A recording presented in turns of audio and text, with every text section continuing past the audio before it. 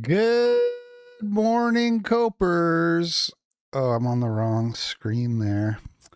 What's up? Good morning. Hello. I gotta fix that. Bear with me one sec. That's because of the gaming stream on Saturday. Okay, there we go. What's up? Hello, good morning. It is Monday, May 25th. And I think it's fly when girls stop by for the summer. I like girls that wear Abercrombie and Finch. Chinese food tastes like shit. I wish he said the Chinese food thing twice. Like that was really all he cared about singing about. He's like, Chinese food makes me sick. And then in like the second part of the chorus, he's like, Chinese food tastes like shit. What's up? Hello, Eagle Pack Max. Okay, man. That's cool, man. Just be normal, please. Hello, let's get into it. Big show, lots of stuff to talk about. Is the title a joke? Yeah, kind of. We'll see. He's under investigation. We're going to get to that. We're going to get you all the Hasan updates. But first, whoops, that's the wrong one. But first, James Fishback got married to a woman he met a week ago. When he announced that he got married and he posted pictures of like his wedding, he posted wedding photos and everybody was like, wasn't this guy just dating somebody else like a month ago? Monkey_brain sent $5 on Power Chat. Austin Metcalf's brother got a standing ovation at his graduation. Yeah, I saw something about that. Yeah, that's nice. Be even nicer if he was still alive. But yeah, that's cool. Did Carmelo Anthony get a standing ovation? Was he there? Did they like that was like a whole thing where they said he was allowed to attend his graduation, right? That was like, what is the deal with that? Carmelo Anthony graduation. Texas teen Austin Metcalf's twin brother accepts posthumous diploma. Carmelo Anthony will not attend any senior graduation activities. Okay. Because there was like a while ago, there was an announcement that he was allowed to go and everybody was mad. He will receive his high school diploma without needing to complete. Dude, Facebook is so slow. Look at this. You click on a Facebook page and it's like you're waiting like always like 10 seconds. They really G'd that site up big time. Twitter, on the other hand, is like amazing. We have two internet connections, right? Like there's Allison's parents' house is like 20 feet away and they have their own internet account. And so there's two Wi-Fis. And sometimes like I'll be over there and I'll be connected to their Wi-Fi and then I'll come up here and the phone just stays connected, but it's like a weak signal. But I can use Twitter fine and I don't notice. It's not until I go on a different website and then I notice like, oh, I'm on the wrong Wi-Fi. Anyway, James Fishback says, that's fascinating stuff, I know. But as a former web developer, it is impressive how well X is coded in that regard. There's a lot of bugs and problems, but the site just works really well. He's getting his diploma. We just saw that in the news. I met her last week, got engaged on Wednesday, completed all of Catholic marriage prep on Thursday, found a venue Friday, and got married yesterday. Now hire me as governor so I can deliver this level of speed and efficiency to Florida. Well, good luck to them. They had a teenage wedding and the old folks wished them well. Who's this guy with the neck tattoo?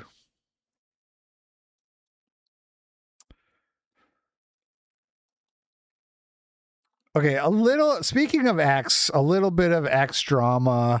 There's been a lot of kerfuffle over the last several weeks due to changes to the X creator revenue share program, which is people getting paid to post.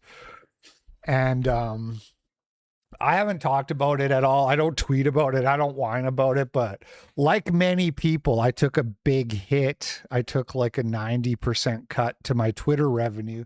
90%. And so that, and I think I mentioned this on Friday, but like, if you're wondering like why the progress report hasn't been happening and why I haven't been doing Just Be Normal for a few weeks now, it's because I really like went off the rails. I got sick. I had tech issues. I had to buy a new computer, had missed a week of the show. And also, I lost like 90% of my Twitter, which was like half my revenue. So I lost like 45% of my total income, in addition to having all the legal, like all the fees and tech costs. And I started eating too much and I started sleeping poorly. And I'm just like whipping myself back into shape now. That's why I'm not doing as much stuff, because I'm just kind of getting my shit back together, because I went off the rails a little bit. I got fat. It's when you're 45, dude, all you have to do is like stop like controlling your food intake for a couple weeks, and too many cookies, exactly. And so now I'm like really like avoiding all snacking, and it's like my mother-in-law just made scones yesterday. Sometimes on Sundays she makes these scones and they've got like icing on them. And they're like so good. And I was just like, I was looking at them this morning because they're still there. And I was like, fuck, I just destroy one of those things. But no, I'm doing good, but I'm just like focused on that, focused on getting back into shape and everything. Anyway, so this guy, Massimo, who has like 4.3 million Twitter followers and blocked me, which is why I have him blocked, because I saw one day that this guy had me blocked.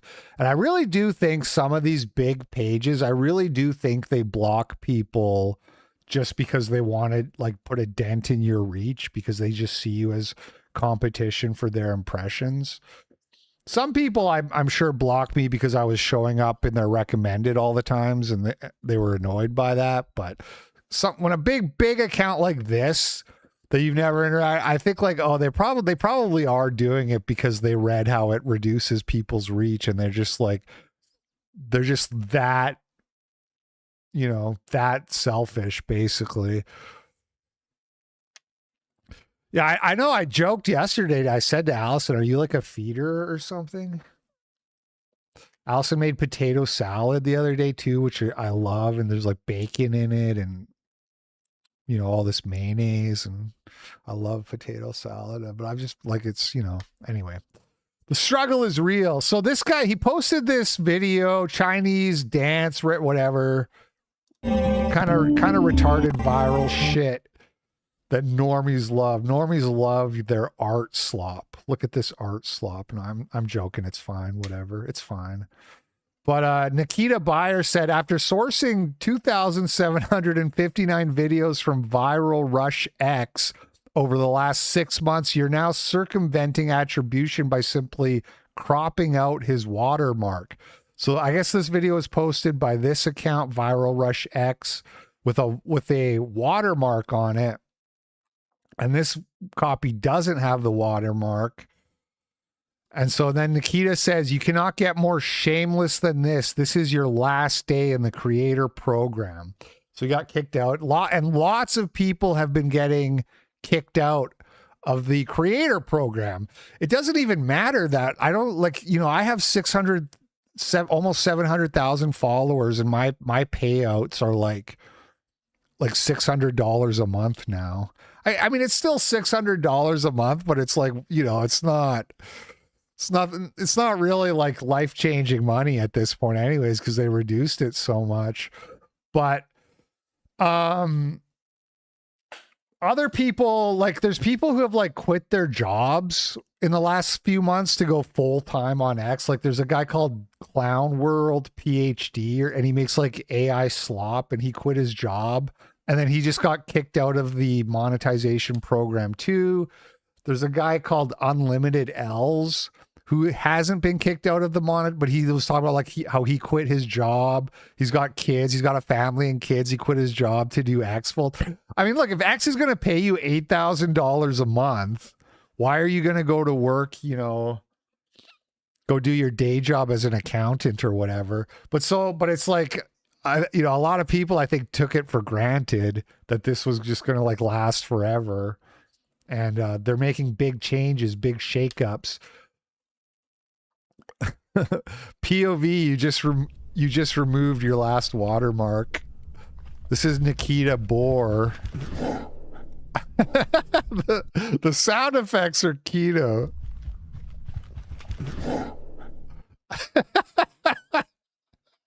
Nikita Bohr hunting people. And then this guy was saying, Viral Rush, he goes, my content has been stolen again by Rainmaker 1973. I've already had to block him. He also blocked me. I've asked several times not to repost my content without permission, but unfortunately it keeps happening. Big accounts should stop posting videos without permission. So this guy tagged Nikita, who came in and kicked the other guy out of the monetization program. But now there's a community note on this tweet saying, Viral Rush also steals all his content and puts watermarks on it without crediting the original poster. And then there's a link here to like at the YouTube video where this was posted a year ago to Premium Dance Videos.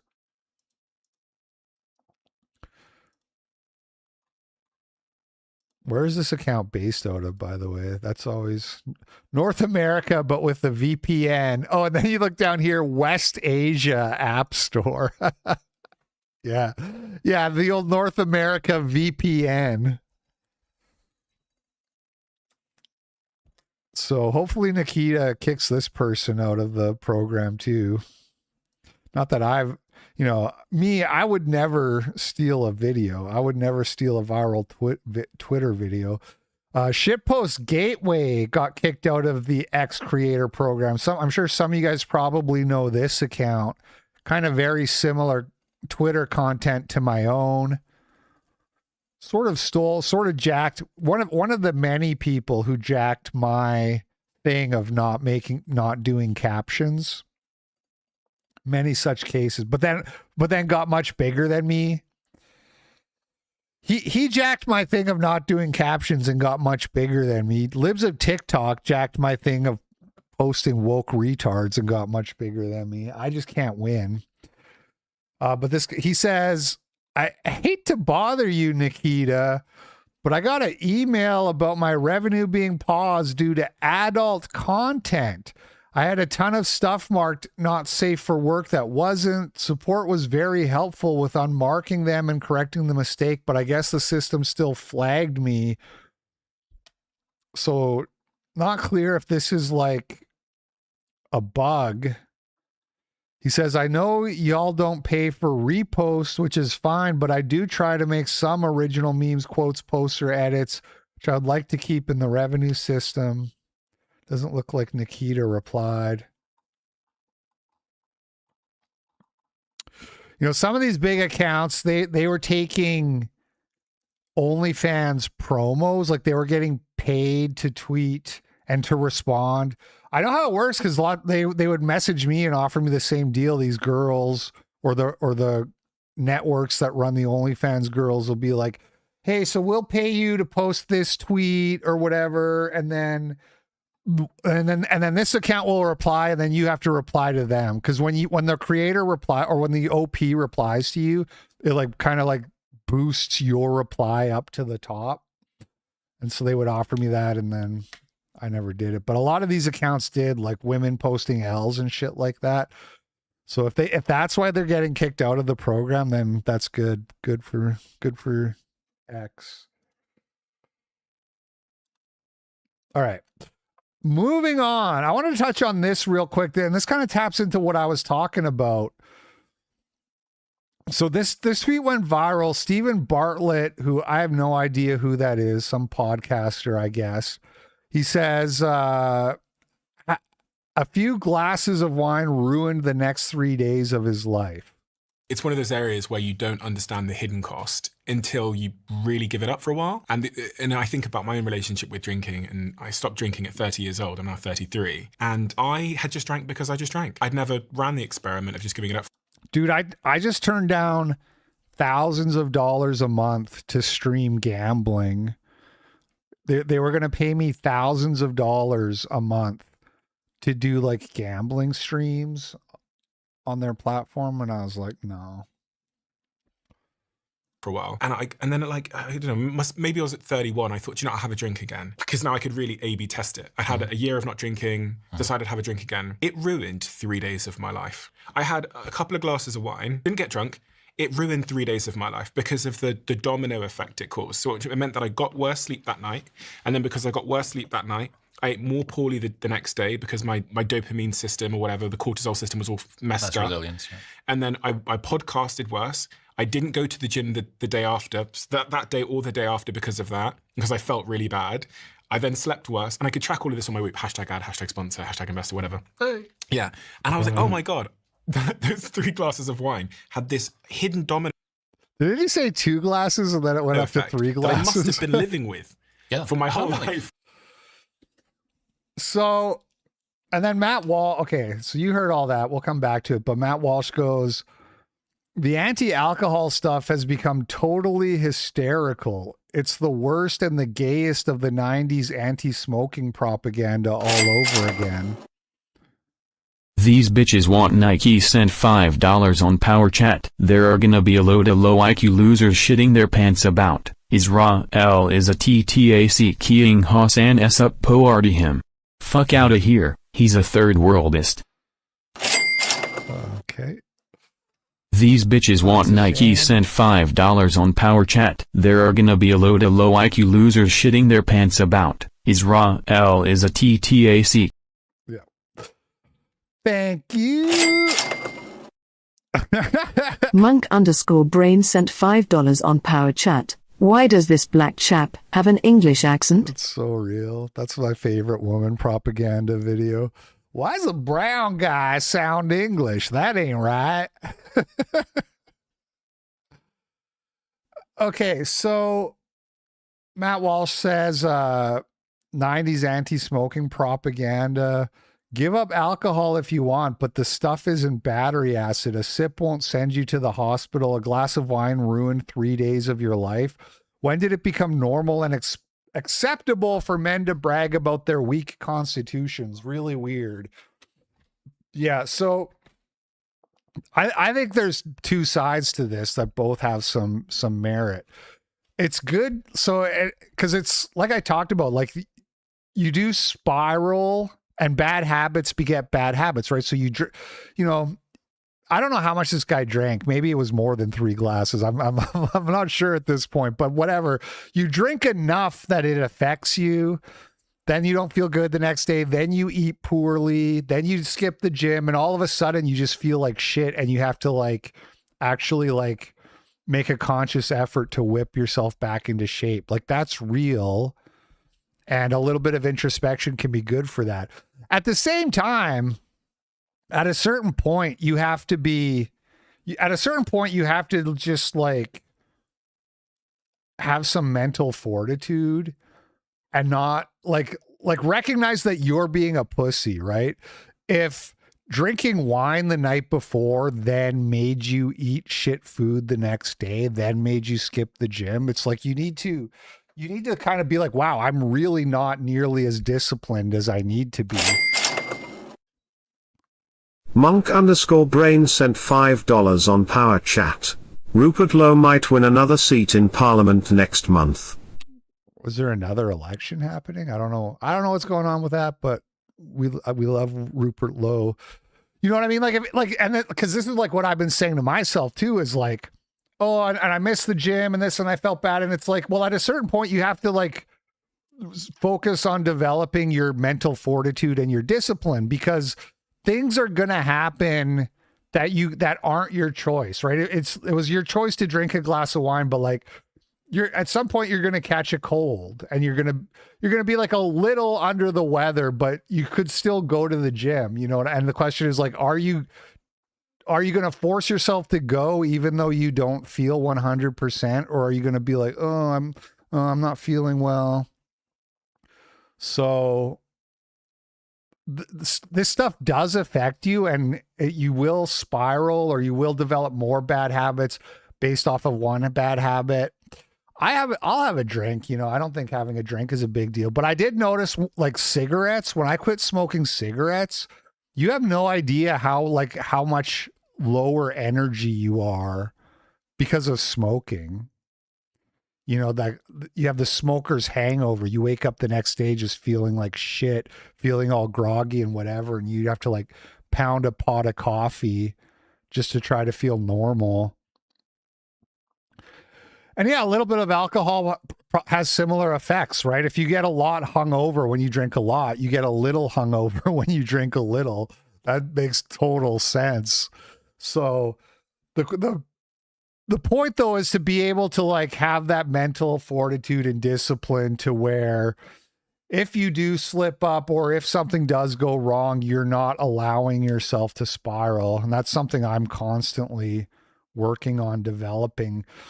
But it comes, you know, we're creatures of habit, us men. So when you force yourself to go to the gym, when you force yourself to exercise restraint in eating, it becomes a habit. Discipline is just like a habit that you develop over time through repetition. So that would be my advice to people, is to try to think about that and to try to work on that. And my advice to myself that I'm constantly trying to do a better job of. Okay. Plantation Simulator is a game that came out recently and caused a viral controversy. This is a video game where you play a white plantation owner who goes around whipping your black slaves to get them to pick cotton harder or whatever.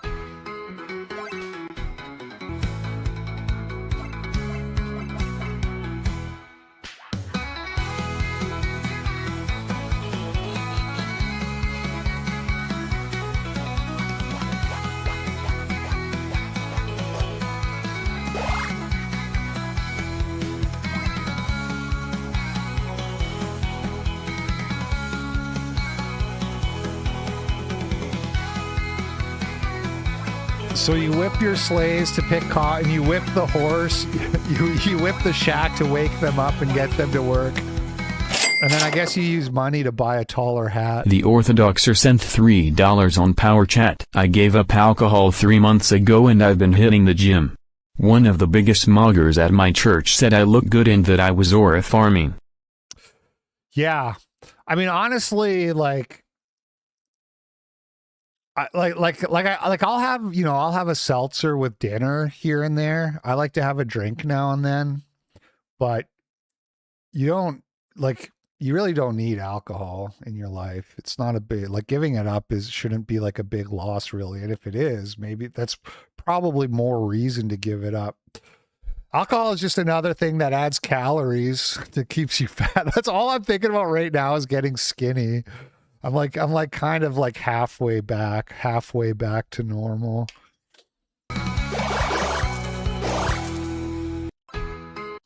But yeah, everybody should be going to the gym at least 3 times a week. That's like mandatory. I mean, you don't have to go to the gym, but you have to be exercising hard 3 times a week. So anyway, so that game comes out, it goes viral. Some people went and bought it for the memes or whatever. But also, like, they in the media, they were like, what is this? You know, this is racist. And so the dev, like, instantly patched it, and he changed it. He changed the slaves to white and made it so that instead of whipping them, you're kissing them. So now you go around kissing your white slaves, or sorry, your white employees to motivate them to work harder. And then all these negative reviews started pouring in after the patch. Plantation Simulator went from a very positive rating to mostly negative in less than 24 hours. In a single day, it delivered a masterclass on how to make a game people want to play and how to drive it straight into the ground. The Orthodoxer sent $3 on Power Chat. You're right, it wasn't that big of a deal to give up alcohol. I'm just a compulsive drinker of fluids. And I actually do hit the gym kinda hard 3 times a week. Yeah, me too. Me too. You know what you should do is get on the tea. Get tea pilled. Tea is a wonderful beverage. You can drink it any time, morning, day, or night.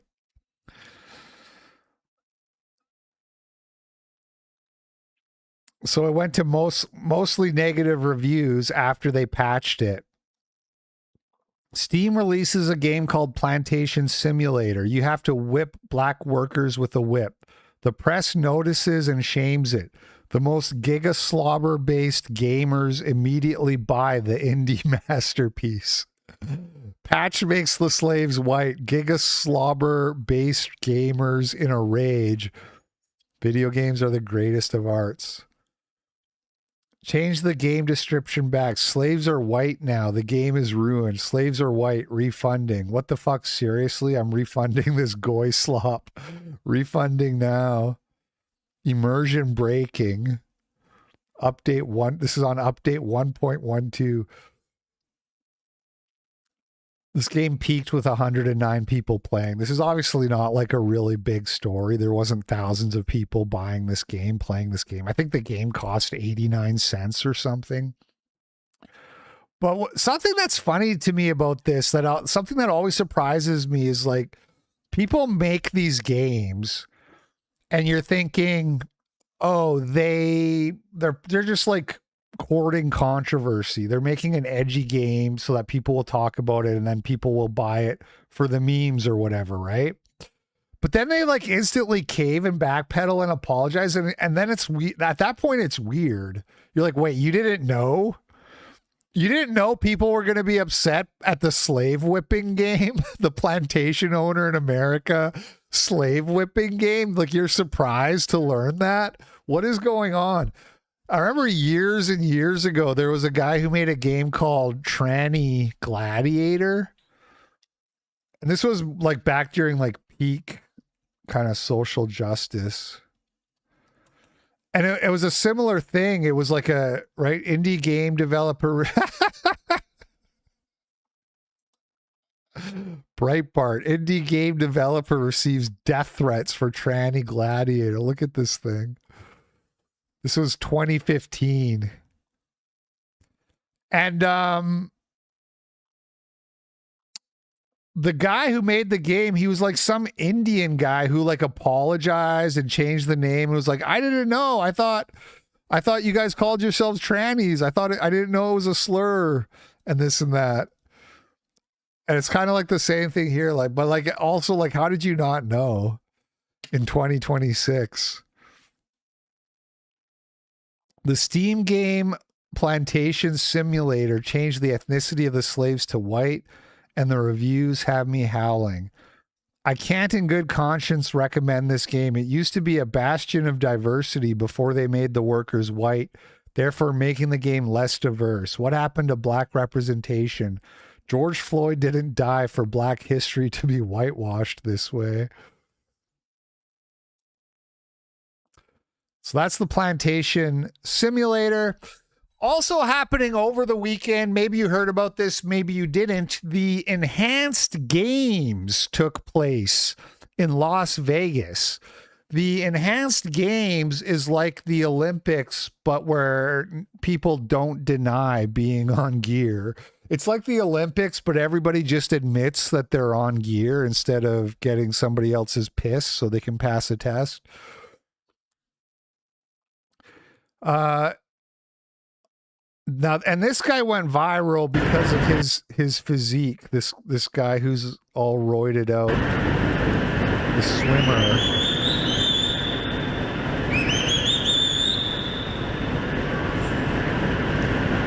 Look at those traps. What are the ones on the side called? Traps are like your shoulders, right? What's the ones on the sides? The big muscles.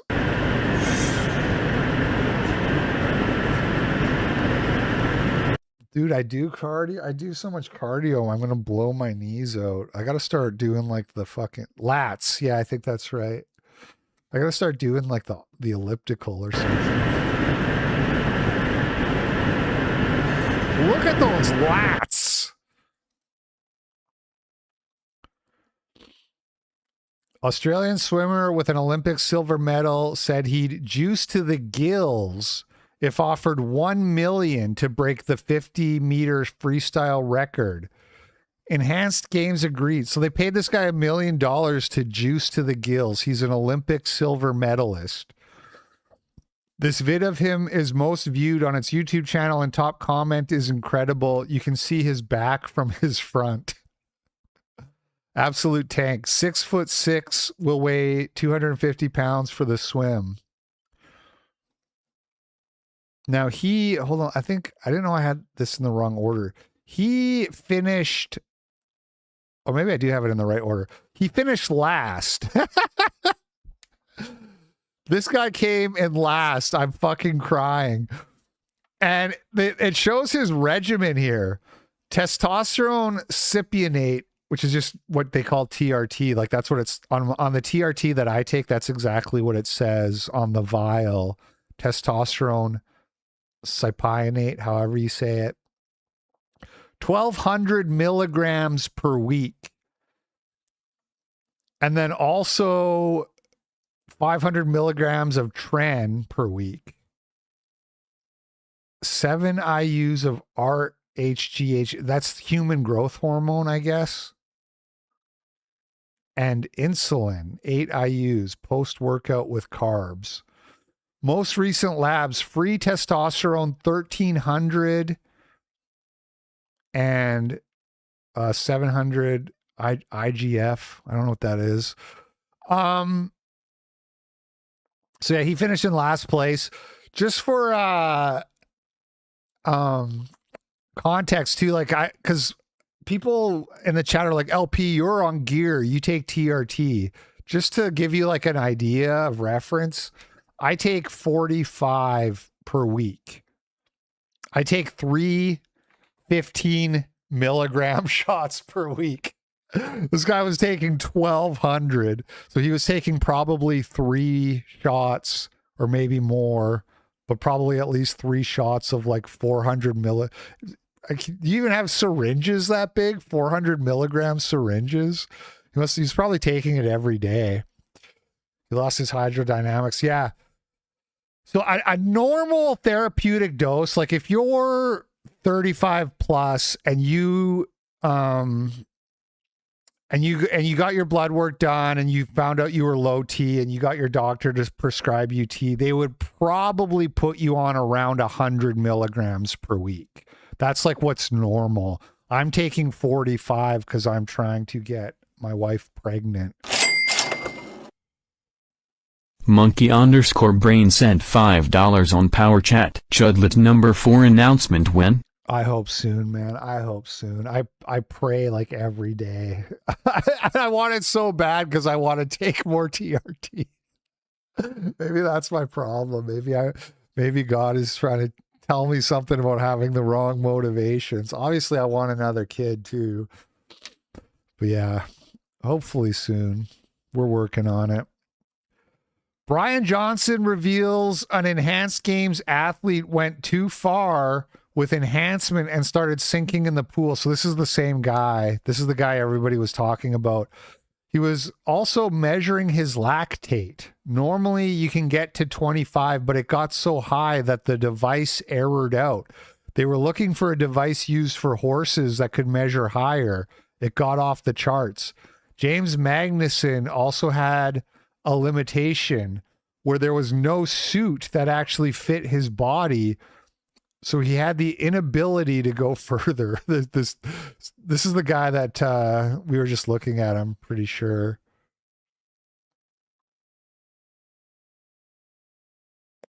Enhanced games flop. When he first started enhancing, he went too far and actually started sinking in the pool. So he had to pull back. He also was measuring his lactate. Now, he was trying, you can normally get to 25 through pricking the ear. It got so high, the device aired out. They were looking for a device from a horse to get higher. He got off the charts. Now, James also, he had a limitation where there was no suit that actually fit his body.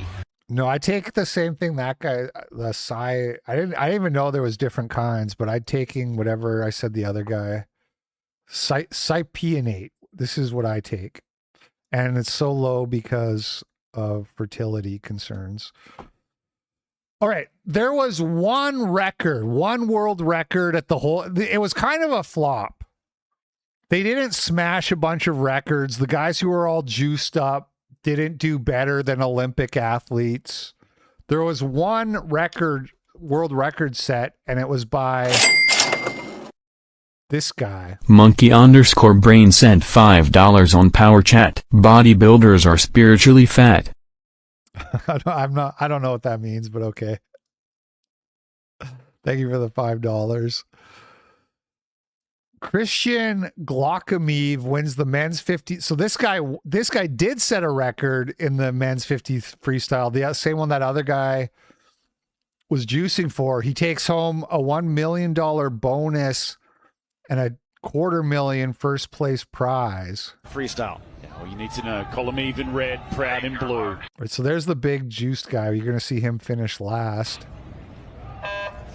So wait here, expect Proud in the blue suit in the middle to get off to a good start. He gets off to an absolute flyer. So Proud takes it down. Can Column close the gap? They get past the 25. Proud still in control. Column coming now. That world record, 20.88. They're stroke for stroke. Proud, well, maybe he didn't finish last. Proud world record. Okay, that tweet was wrong. He finished second, and it was really fucking close. It was actually really close. I think this guy probably beat the world record too, but was just slightly behind this guy. Yeah, look at. Evergreen Dream sent $5 on Rumble. Fat guys are spiritually bodybuilders. Okay. Okay. Oh no, he didn't beat it. So the world record was 20.88. The juiced guy got 20.98, and the other guy got 20.81. New world record! Christian Kolomeyev, 20.81. In the final events, we have our first world record.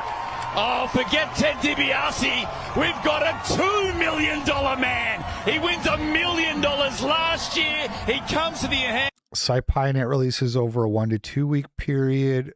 Propionate over 1 to 3 days. Games, and he sets you learn it something again every for day. another $1 million.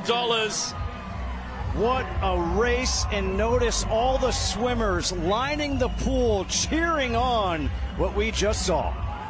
The announcers are juiced. Wow. The audience is Unbelievable. juiced. The four-time Olympian. Everyone's juiced except you. Coach Hawk's in the water. You see Magnus in there giving Kolomeva a hug. The juice guy was, yeah, no, that's what I said. Oh, no, you're right. He did. Okay. Sorry. You're right. He did finish last. I'm a little bit retarded today. I'm sorry, everyone. I just looked at he just looked like the biggest guy right here, but I guess it was actually, I guess they're all kind of big. All right. I'm just retarded. Don't worry about it. Don't sweat. Monkey_brain sent $5 on Power Chat. Not doing cardio and having poor heart health. One of the guys at my dad's fire station would run out of a 45-minute oxygen bottle in 15 minutes. What is he use? What are you even using oxygen for? Yeah, I do. I'm pretty. That's the one thing I got going for me is I do cardio.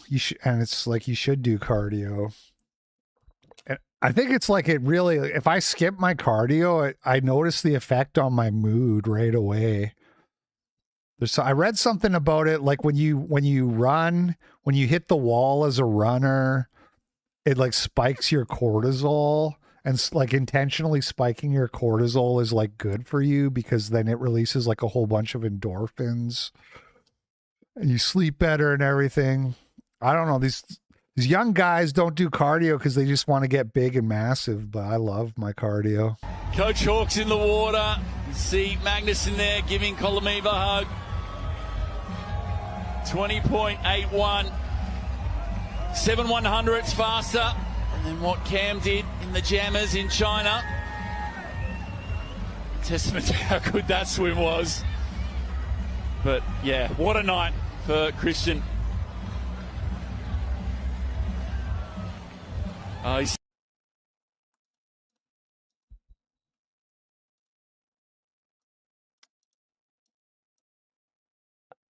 Thor the Mountain Bjornsson. Uncle Groiper sent $5 on Power Chat. Spirit builders are fat body guys. Thank you, Uncle Groiper, for the $5. So the Mountain from Game of Thrones tried to break a world record deadlift at the Enhanced Games and failed. Jesus, look at those plates, though. Monkey_brain sent $5 on Power Chat. Firefighters need oxygen tank and masks for fires. LP brain fog undefeated. How am I supposed to know that? I'm not a firefighter. Wouldn't the oxygen be regulated? How does, you know what? I'm not asking. Forget I asked. Look at those plates. My back hurts just looking at that. What am I, some big city firefighter? All of the strongest men ever before are dwarfed right now by Thor Bjornsson. Can he make this? For another world record, would be his 130th, and it would be for $250,000. Once that bar starts moving, he's going.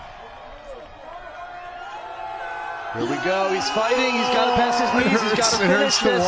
He's got to lock it out. Oh, he just cannot. It's just a bit too much. Dude, the bar couldn't even hold the weight. The bar was like gonna break. A non-enhanced athlete, Hunter Armstrong, won first place in the men's 50-meter backstroke while competing against athletes using testosterone, steroids, and other PEDs. So one guy showed up and was like, "No, I'm not doing any of that shit," and won first place in an event anyway. Go to 15. Here we go. And they're off. The lane to look at is lane number 2 with Hunter Armstrong. It's a fantastic start, and now starting to spin, and Armstrong's finest is his finish. He knows he likes to finish hard, just got to keep it straight. It's Armstrong and Ryan coming down the stretch. That time, 23.55 we're after. Armstrong ahead. What's he going to touch? It's going to be quick. Hunter Armstrong at 24.21. It is not a world record, but it is good enough to win this and win $250,000. Not a bad swim. Not a bad swim at all. What, half a second off his lifetime best. So I guess the takeaway from the Enhanced Games is that, like, drugs aren't actually all that. Steroids aren't actually all that for athletes, it turns out. Only one world record broken. A guy who isn't juicing beats a bunch of guys who are juicing. The guy who's juicing the most gets last place. Maybe they should just let Olympians juice at this point. King Somewhat White kinda sent $3 on Power Chat. Don't listen to the ungrateful fat copers. You don't have brain fog. You have an IQ that makes the Jewish people jealous. Your hairline has returned so hard and fully that getting plugs are not even a consideration. Plus Jesus loves you. Getting plugs are not a consideration? No. That's actually why I've been depressed. I didn't want to say it, but the Twitter money fell through. Monkey_brain sent $5 on Power Chat. Uncle Semite Noseball. I also made a conscious effort to not breathe like Tong Soprano when on air. You're a firefighter, monkey brain? I doxed, by the way. Power level revealed. We're triangulating your real identity right now. Shit, was it? Oh yeah. So Twitter started paying me thousands and thousands less, and now I don't think I'm going to get my Turkish hair implant or my LASIK surgery, and then I'll never get my scorpion jacket from Drive, and I'll basically never be complete. EORD sent $5 on Power Chat. Gear is good at making you strong and big, but for sports like swimming or climbing where your strength to weight ratio is what matters, it doesn't really help. Yeah. We need the enhanced boxing and wrestling. The enhanced UFC games. That's what we need.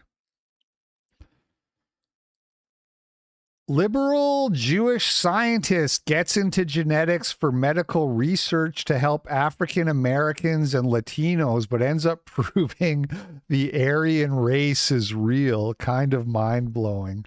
This is going back to a story we touched on very briefly a couple weeks ago about how this one group of people from the steppe like took over all of Europe, and when they figured this out, it blew their minds because they thought languages like linguistics and stuff like that, they've always like sort of operated on the assumption that languages were transmitted culturally.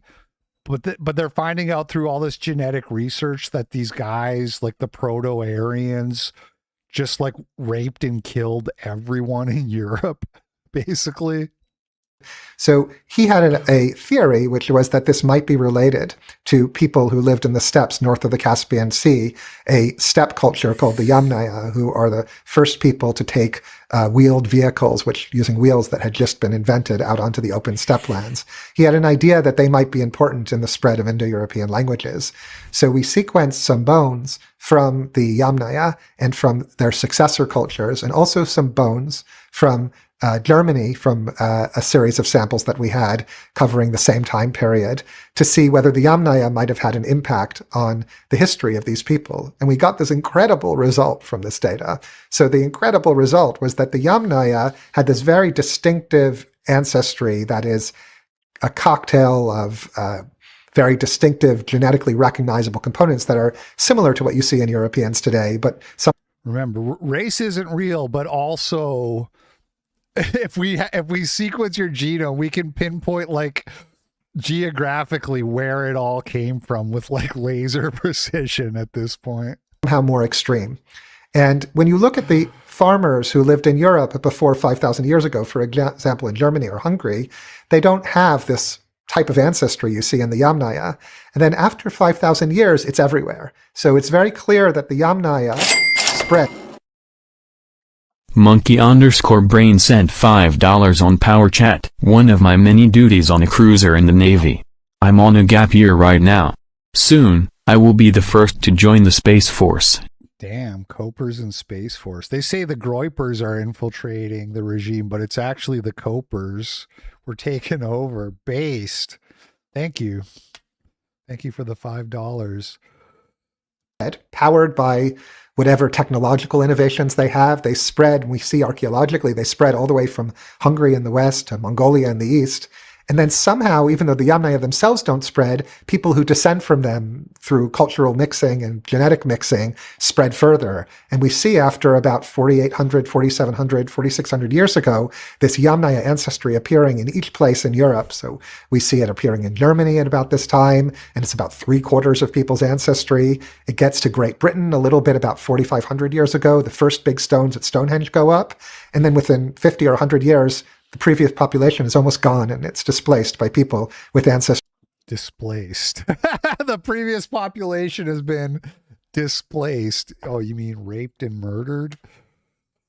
From the east. It's a huge genetic impact. There was an idea that I think was common or prevalent in archaeology that once the first farmers came to Europe, it would have been very difficult for anyone new to make an impact. There were linguists who thought that maybe the steppe was a reasonable place for the Indo-European languages to have spread for reasons related to language and the sharing of words based on corresponding to technologies that would have only been invented, for example, 5,500 or 6,000 years ago.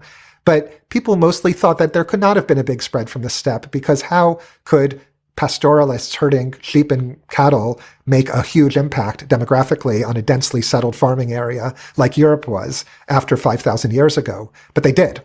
The genetic data shows they did it, and it's the main ancestral population of Europeans throughout Northern Europe and even much of Southern Europe today. Something huge happened, and again, it's the kind of surprise that this field yields.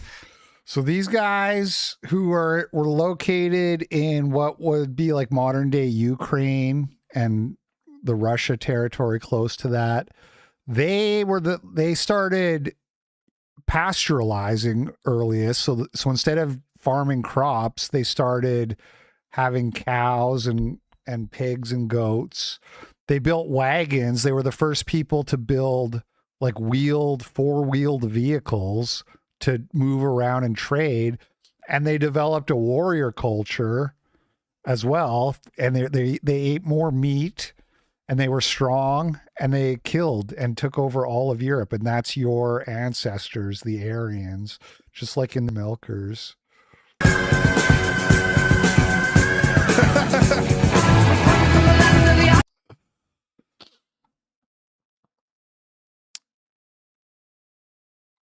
Grok, what haplogroup is considered the Aryan race, and where are they today? I ain't reading all that. I asked, though, I did Google, I asked Google AI, are the Yamnaya the original Aryans? And it said, yes, the Yamnaya are the ancestral population from which the Aryans emerged. Genetically, they are the root stock, but the historical term Aryan refers to a specific group of their descendants. In ancient texts like the Rig Veda, these Indo-Iranian descendants called themselves Arya, meaning noble or honorable in Sanskrit. Genetically and linguistically, you can view the Yamnaya as the grandparents of the Indo-Aryans and the Iranian people who later claimed the title Aryan. It's crazy how much, like, you know what I mean? It's like how populations change over time, because ancient Egypt was ruled by white people. Ancient India. Dudeman won 41 cent $5 on your tube. I saw this guy years ago and knew he was lying based on his voice alone. Eden was Atlantis, which was civilized 30,000 years ago at least. The Jewish guy we were just listening to? Eden was Atlantis, which was civilized 30,000 years ago at least.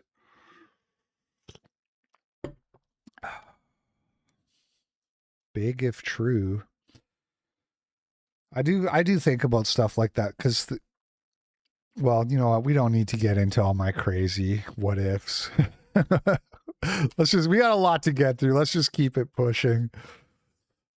Seattle residents, meanwhile, little Seattle update, my neck of the woods, they're building barricades. They are barricading their neighborhoods to stop themselves from being displaced by the local ghetto population. There's been a shooting almost every night in the last couple of weeks. It's terrifying to live here, and it's even more terrifying. Power chat. These are the, hold on. Power chat is loud. Hold on. Because I turned it down already. But did I turn down the wrong one? Okay, somebody send a power chat. Where's the test option?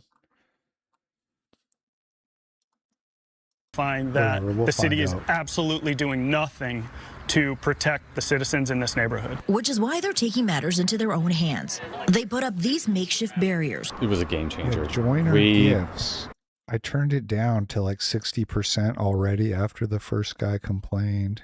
Let me look again. Joiner gifts. It's at 6. I turned it down to 65%, but you guys are still saying it's too loud.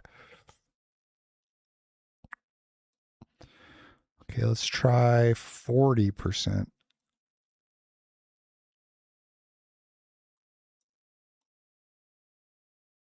You know, it made it feel much more safe there.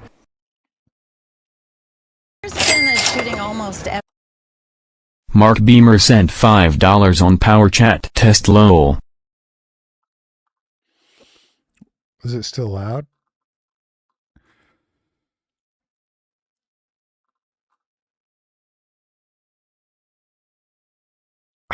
Much too loud. Hold on. Why is it? Yeah, because it's showing on the voice meter. I saw it on the desktop audio. Let me check something.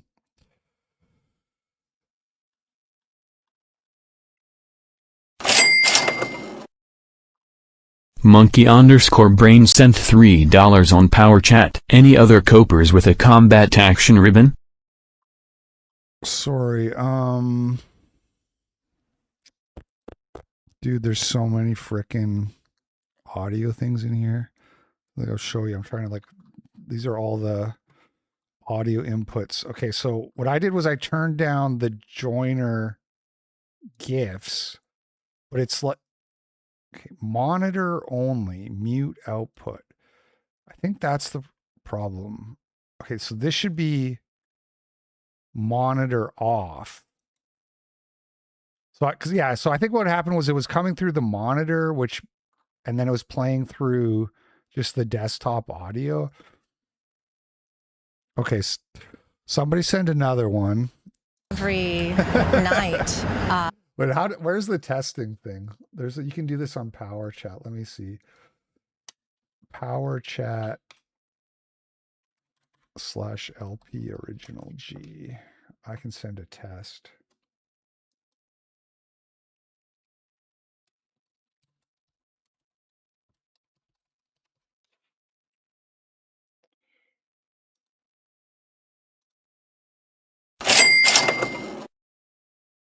Loporiginalg sent $20 on Power Chat. What's up your bleeps? It's still loud, right?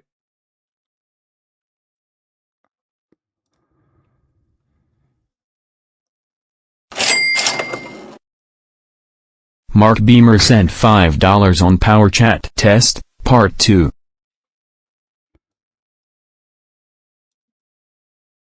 Still loud?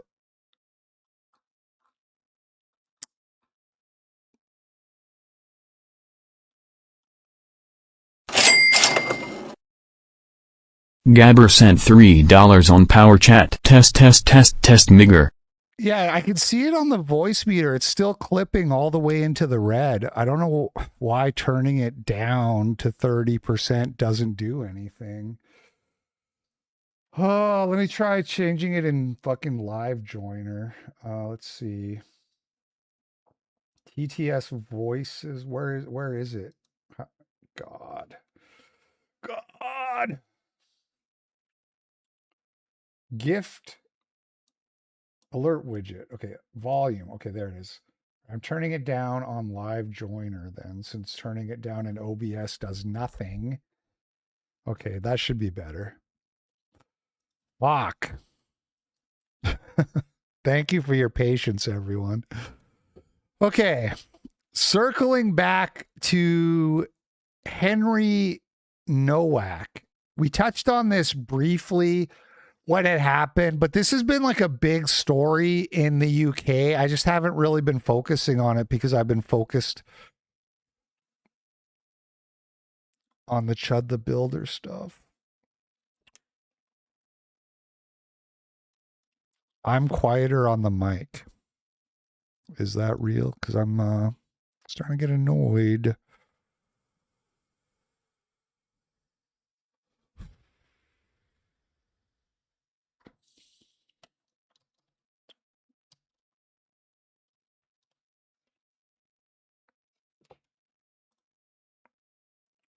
What the fuck? I love that when it opens up in Edge. I love that. Windows. Dude. Mark Beamer sent $10 on Power Chat. Test, part 3 of 3. Love ya, big dog. I can barely hear it now. Monkey_brain sent $5 on Power Chat. If World War III was coming down the pipeline and you couldn't flee to Canada, which branch would you join? You're too old and have 3 kids and can't really get drafted. This is like the worst show I've ever done, and I'm about to crash out. I'm about to crash out like you guys have never seen. Input volume 100%. Where's the input volume?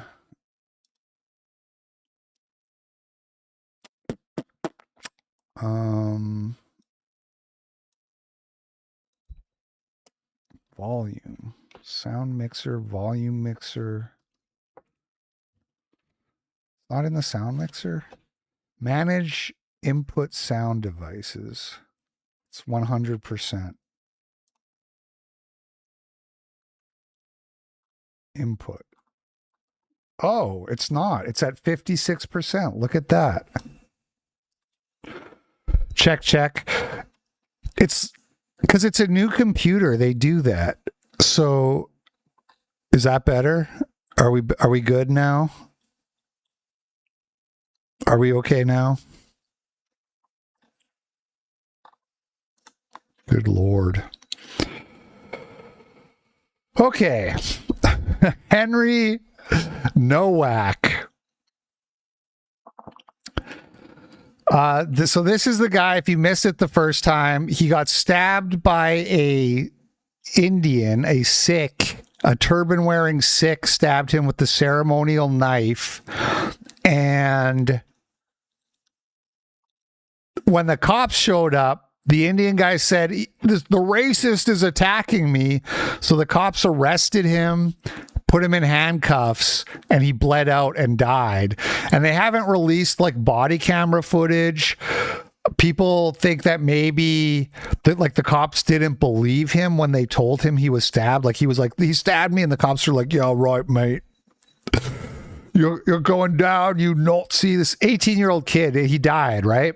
Now, the judge in the case has said that Digwa, okay, that's the brown guy who stabbed him, he directed the jury that they could consider the alternative charge of manslaughter because he didn't necessarily mean for this guy to die. So this guy, this brown guy who stabbed and killed this 18-year-old kid, is probably going to, he'll do like 4 years in jail, and people who's posted racist tweets will get harsher penalties there in the UK.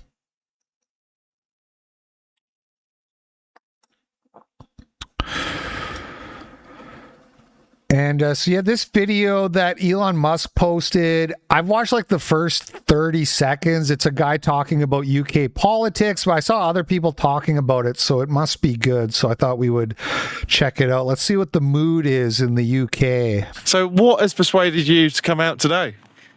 Well, we've driven up, my son and I, from Newbury, because obviously we can see the state of the nation and there's a national emergency, and we need to obviously think about the future. What kind of country are we going to have for our children?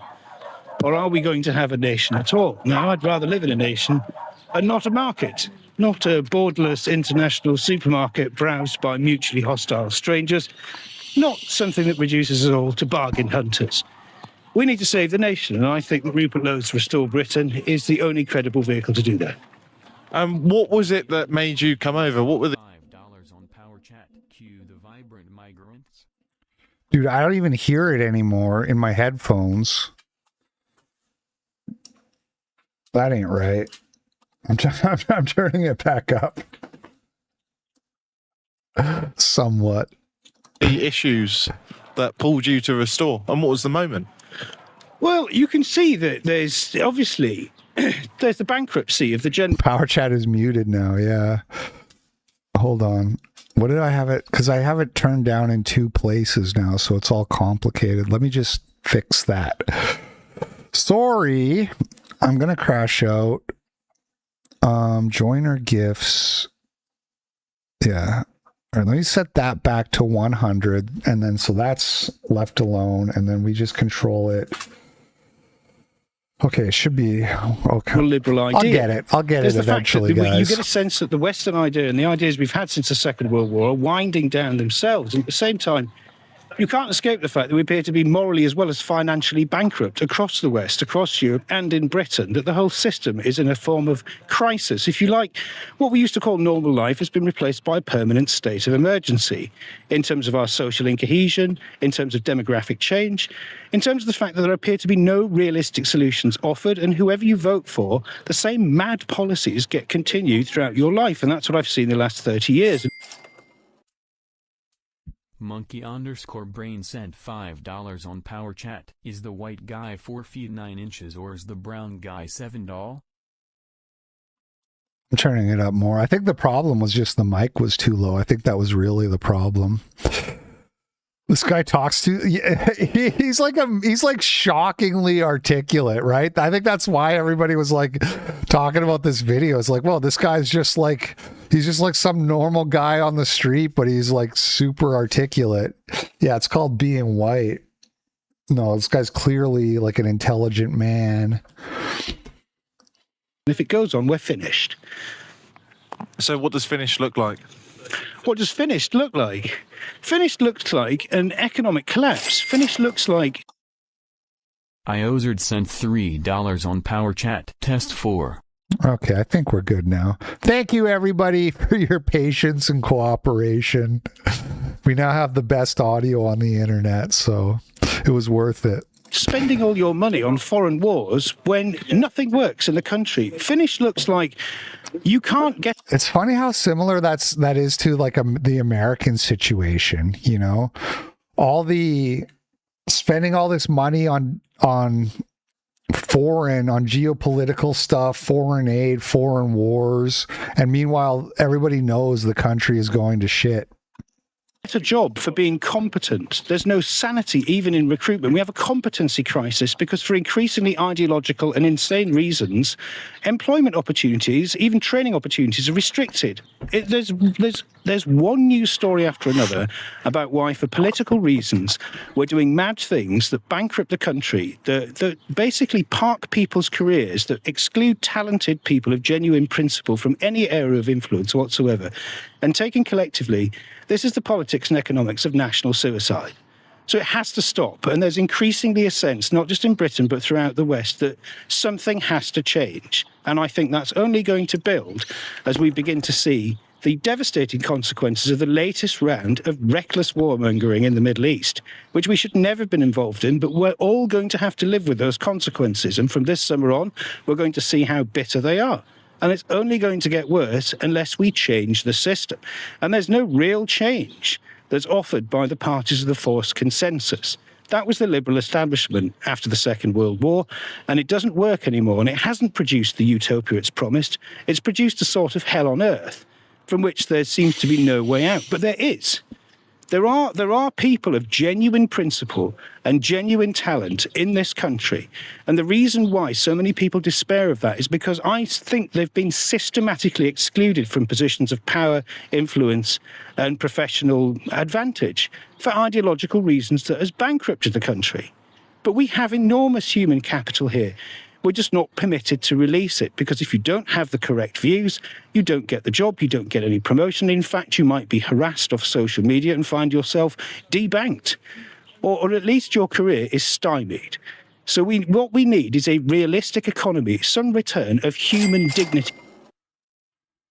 Monkey_brain sent $10 on Power Chat. Sargon is saying he's surprised at the quality of people he's seen joining the Restore Britain branches.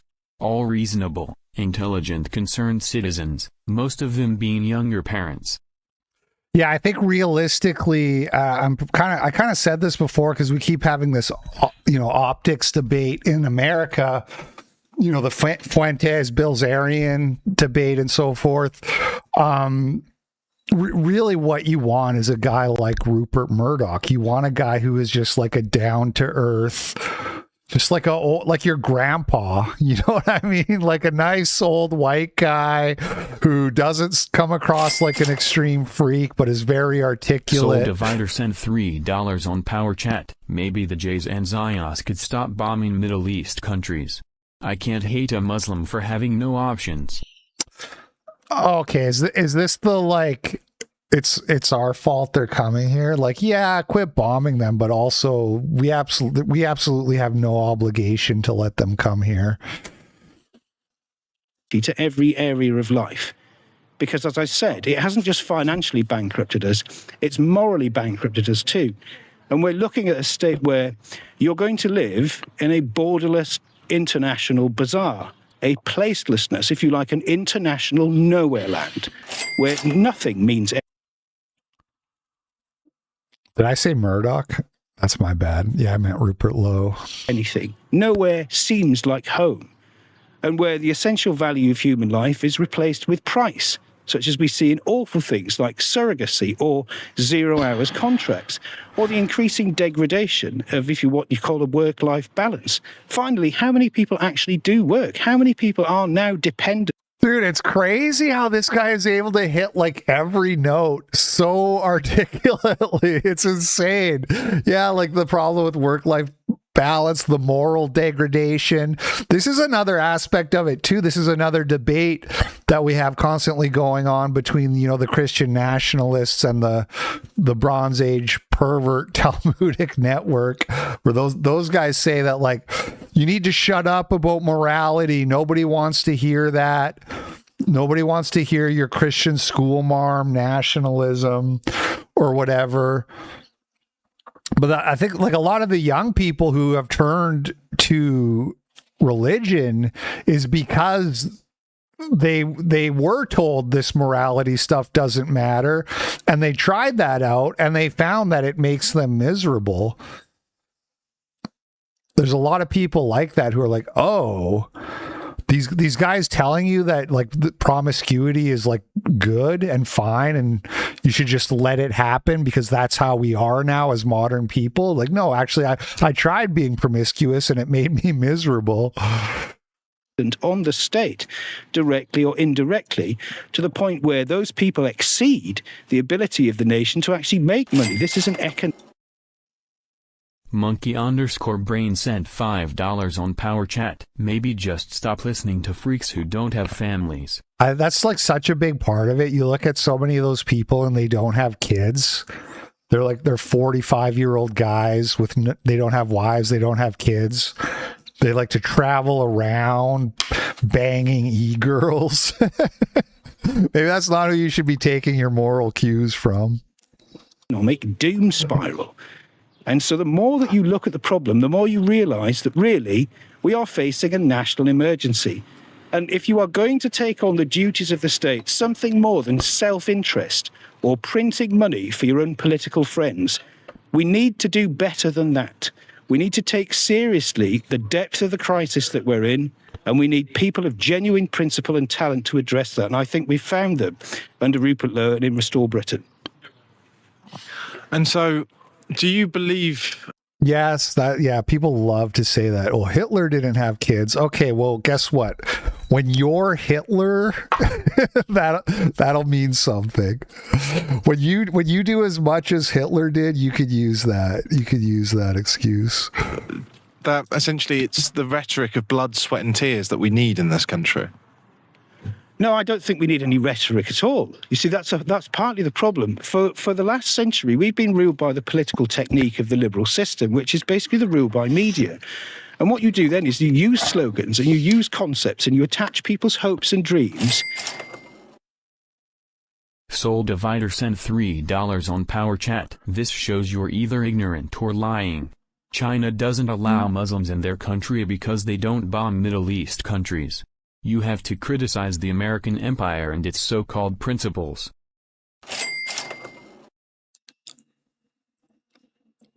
So let's just be clear here. So you're saying that if China was bombing Muslim countries, they would have to let Muslims into the country? That doesn't actually follow. So you're not saying anything. basically to messages for products that you're never going to deliver. That's how we're ruled. We are sold dreams. Our desires are stimulated by, if you like, the kind of ruling consensus. But none of these things ever happen. Yeah, Hitler also had children in Argentina. Everybody knows that. And instead what happens is what the elites want to happen. And so we get involved in these terrible economic doom spirals. We see the quality of our lives degraded as margins are shaved. Everything's subject to shrinkflation now. It's not just your chocolate bars that are getting smaller. It's the value of your wages. It's your ability to earn a living. It's the kind of job that you have to do so. Usually a kind of dignity-free environment, right, where you're slowly choked to death by the lanyard and its terms and conditions. So if we have just more empty rhetoric, we're not going to... Gabber sent $3 on Power Chat. Ignore the fact that the Han Chinese are actively genociding the Mongols and Uyghurs. Lol. Good for them. Tadpole sent $5 on Power Chat. Keith Wood's address is slopulism on the right-wing zittersphere. Okay, well, I'm watching this video now, but thank you. Get anywhere. You need credible people of genuine integrity and experience and ability. Yeah, you know what? Yeah, they put the Uyghurs in camps, and you know what they don't have? Muslim terror attacks. We don't have a lot of those lately either, though, so... it's whatever. Monkey_brain sent $5 on Power Chat. The Chinese government violently suppress Muslims in their own country. That's a stupid point. Right. Maybe Muslims don't want to go to the place that will put them in a work camp until they die. Maybe the Muslims see that and they're like, I'm not going to China. I'm going somewhere else. Maybe there's a lesson in that for us on how what we should do with Muslims who do make it here. Committed to some higher purpose than themselves, than their own personal enrichment or their own mad ideological faction. We need a sense of higher purpose to see beyond the predicament that the rule-by media has delivered us into, because it's delivered us all into a fantasy world that's turned out to be a nightmare. And those adverts, if you like, for that system that Francis Fukuyama described as the end of history, the liberal system, he said, periodic elections plus cheap consumer goods. And that was the final verdict on the organisation of mankind, and we could never do any better. Well, it hasn't delivered, has it? The elections have delivered political paralysis in Britain and in France and in Germany, the major powers of Europe. And so what's that electoral system doing? God, this guy's so on point. It all goes back to the post-World War II and the way, you know, the Germans, they had a vision. They had a vision for humanity and culture that went way beyond consumer goods. And people have been so terrified by that and so propagandized against that. You know what I'm saying? I'm not saying that's the only possible vision, but it's why. That is why people are scared to organize around something that could actually unite them, like their racial bonds, and religion being part of that as well. Ground to a halt. And the economics of this, if you ask conservatives who basically market worshippers, if you sit next to them and say, look, you've destroyed our nation, replaced it with a series of light industrial sheds increasingly staffed by third world migrant labour. What has that conserved? It's demolished everything. Everything that they... Monkey_brain sent $3 on Power Chat. Guys like this used to rule over a small country in some random part of the world. How far we've fallen. That's so true, dude. A few hundred years ago, this guy would have been sent to Cuba and he would have just been in charge of the whole island. I thought of Cuba because of his hat. He kind of looks like he belongs in like Havana or something. But you know what I mean? Like whatever, send him to Jamaica and just put him in charge of the whole island and watch how much money they start making. Claim to believe in about Burke and his little platoons, about traditional communities and traditional values, has basically been suborned to market worship and pure profit. We need something more than money. We need something more than empty ideological slogans. We need real change for people's real lives, for a change. And I think the crisis that the West generally is facing, politically, diplomatically... Soul Divider sent $3 on Power Chat. The stupid point is believing the American empire has anything to do with white people. Check your principles and get back to with a better argument on this Muslim problem that just can't be solved for some reason. We don't disagree about bombing Muslim countries. I'm against it. I've been against it even since I was a shit lib. I lost friends because I was against what happened in Libya. This was before I was a content creator, before I was red pilled, before I knew anything. I was just like, what, why are we, I was sort of into the conspiracy theorist stuff. So I knew about like, Gaddafi wanted to have his own central bank or whatever, whatever it was, like the bankers took him out. And I was posting about that on Facebook. And I had some guy I had known for years lost his shit on me and was like, Gaddafi's a monster, blah, blah, blah. Look, man, we don't disagree that we shouldn't. I don't want us interfering in the Middle East. I don't want anything to do with those people. I don't want to impose democracy on them. I don't want to impose liberal values on them. I don't want them to respect homosexuals and women. They can do whatever they want, as far as I'm concerned. So we actually agree, but I like what you're doing is you're offering this excuse that somehow, like this is like this anti-white, they say the same thing about colonization. Like, of course we're going to come live in your countries. You came to us, you mess with us. It's like, no, it doesn't work that way. You don't have a right to be here, full stop, non-negotiable. I don't care what happened in the past. And the problem with what you're saying is you're actually endorsing like that we owe these people something.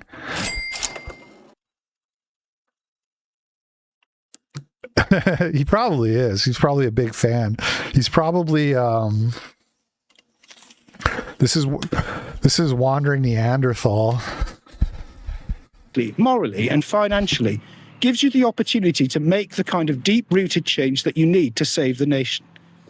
And where is it you think that reform has fallen into, these traps are falling for this? Because obviously you've chosen restore over reform. Yeah. And you've already mentioned the Iran war. And they obviously want to back the Americans. Well, this is a difficult question to approach if you're not the kind of sad person with no life like me who actually gets into this. But the Americans didn't choose that war freely on their own, did they? No. They've admitted severally. Okay, sorry. I was worried, but okay, I see where he's going now. This is fine. Chief diplomat Marco Rubio and many others, the leader of the House and so on, have said that this was a war for Israel because LP is weak on that. Look, I'm not one of these guys who's like going to start worshiping brown people because we're all going to own the Jew together or whatever. I'm not one of these guys. I don't like the brown worship. Okay. And I'm not getting into that. So just so you know where we all stand, you're not going to see me wearing a fucking Hamas kiffa or whatever those things are called, okay? I'm not one of those, sorry. Israel was going to launch that war. And so the real fundamental question is who basically rules the United States, because that war is definitely not in the national interest of the Americans. In fact, I personally predicted this along with others at the beginning of January. This has led to a strategic defeat of the United States. It's broken its military presence, its credibility. It's now seen as agreement incapable. That means in diplomacy, nobody believes your promises. So no one's going to make any deals with you because you constantly break them. And what's worse with that, you then assassinate the people that you were trying to make the agreements with in the first place. Incidentally, the Straits were open before you did this, and you killed the man who placed a religious prohibition on the development of nuclear weapons, and then your big idea is to bomb everybody so they love you. I mean, this is insane. It doesn't make sense. There's no interest in the national interest at the political elite level in the West, whether it's in the United States or whether it's in Britain or whether it's in Europe, and that's the reason why these political parties are seeing themselves decline dramatically in popularity, because they're not delivering for their own people. The way that they rule is for the interests of the rulers, not the ruled. And you can see that there because these wars are mad. Lock arms with Hasan and Jackson Hinkle. No, it's like somebody said in a super chat at the very start about how, people are going to try to get us to sympathize with Hasan by saying that this is Israel coming after Hasan. And, even if that's true, even if it is Israel behind it, I'm still not. Fuck Hasan. Fuck all these anti-white Marxists. That's not your friend. And it's not just the Iran war. These wars are mad from the point. We don't need these people. All we need is the white man to find his nutsack, as Sam Hyde so eloquently said a few years ago. If the white man finds his balls, we don't need any of these other people. Point of view of the national interest of any Western nation, because it didn't deliver anything for them other than misery and chaos. And in fact, if you look into the history of regime change, not only did it come about because of Benjamin Netanyahu saying that he wanted the West to replace diplomacy with a war on terror from 1979, but when it went on to do this, what did it produce? The reason we have a mass migration crisis in Europe is because of the wars in the Middle East that the United States has wholeheartedly fought, which serves only the grand strategy of the Israelis. That's the reason why you had millions of people come into Europe in 2015 from Syria. That's the reason why, as Colonel Gaddafi predicted in 2010, he went on French television and said, if you kill me, Europe will turn black. And then in Operation Odyssey Dawn, when they did kill him, when Hillary Clinton and David Cameron killed Gaddafi, rather brutally, Europe did turn black.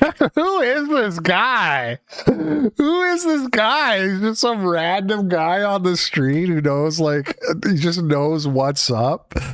Because Libya was a gateway that wasn't open then, and so was Syria. And then I love him. Can I get him on the progress report? Was Iraq. Literally, who is this guy?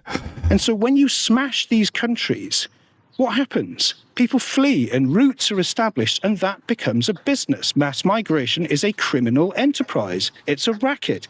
People pay thousands of dollars to be shipped into your country. This becomes a parallel economy. It's part of the corrupting influence of the business of mass destruction itself.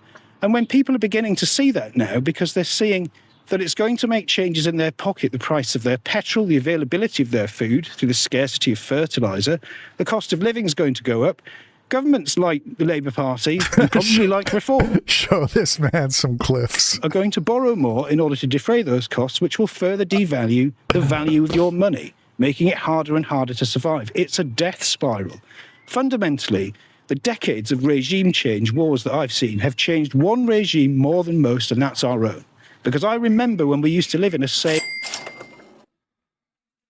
Gabber Hates Islam sent $3 on Power Chat. On what's called the Night of the Al-Zut, Muhammad had black tribes people called the Al-Zut mount him and perform homosexual acts on him. Hadith 3788, Hadith 2861. Later in several hadiths his child bride cleans their cum off him. Islam not based. Thank you. I think we mostly are in agreement about that. Functioning, stable, and relatively happy country. And now it's terrible. And all these policies have been undertaken which have created this nightmare. And it's the political consensus that was formed after 1945 that's done this to us. And the reason why none of these parties have any answers to these... Yo. Flood sent $10 on Rumble. I woke up out of a dead sleep to give you this scrubbed honor. Thank you, Flood. Good morning, sir. Problems is because they are the problem and not the solution. And if they ever name the fact that it's their policies that have caused this, they're finished. And I think reality's making that argument now, and they know they're finished. And this is why you see the elites in the United States cashing out through series of well-documented financial trades timed to statements always made on Fridays just before the markets closed, like we saw yesterday, saying that peace is coming. This is so bad that the Federal Securities Commission is investigating the President of the United States and his inner circle for insider trading now, because it's obvious. I didn't hear that. So you're ruled by something that looks very... Buffensel sent $3 on Power Chat. Hasan is only kind against Israel because he thinks they're white colonizers and he hates white people. F. Turkroach Hasan, he deserves life in prison. Many such cases. It's also sort of ironic because, those Arabs, whatever you want to call them, Turkish people, Turkish and Iranian especially, they're way more white adjacent than they are whatever else. You know what I mean? I'm not giving Hasan a white card or anything. I'm just saying it's like, what are you doing, dude? Very much like a fanatical crime syndicate that does things that destroys everyone's lives, makes these wonderful promises to them, whether from the left or the right. But in the end, what you get is chaos and war and open borders and mad slogans and the outright denial of reality. And it's not good enough because we have to live in the mess they made. What's the Twitter for Frank? Yeah, the Twitter is Frank Reiter, Righteter. Frank Reiter. Frank Reiter. Righteter.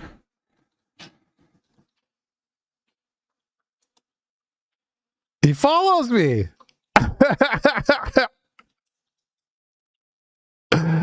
Yo.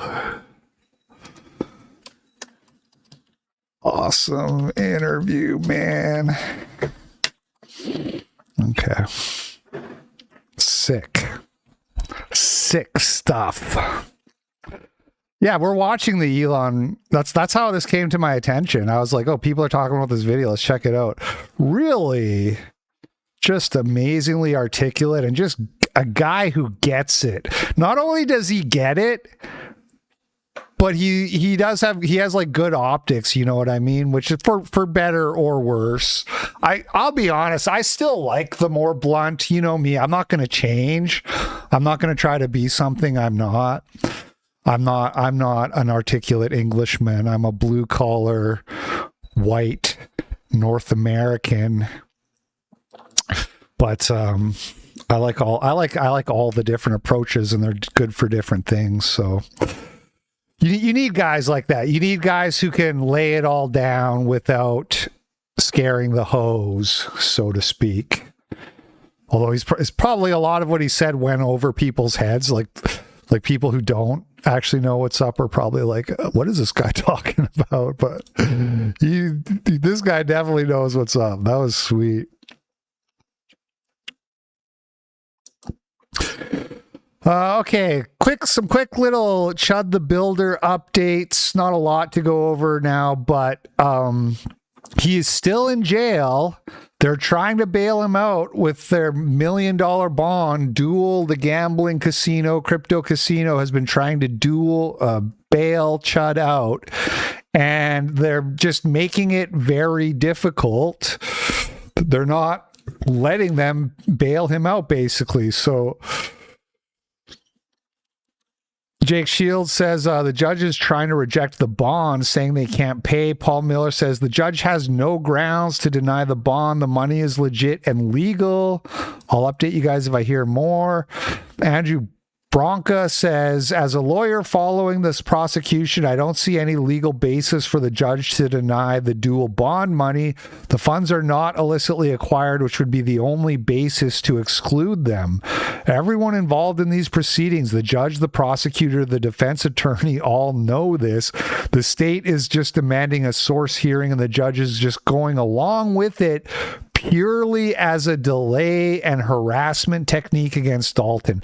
So they're just throwing every monkey wrench into the gears that they can, that the books will allow them to slow it down and keep him in.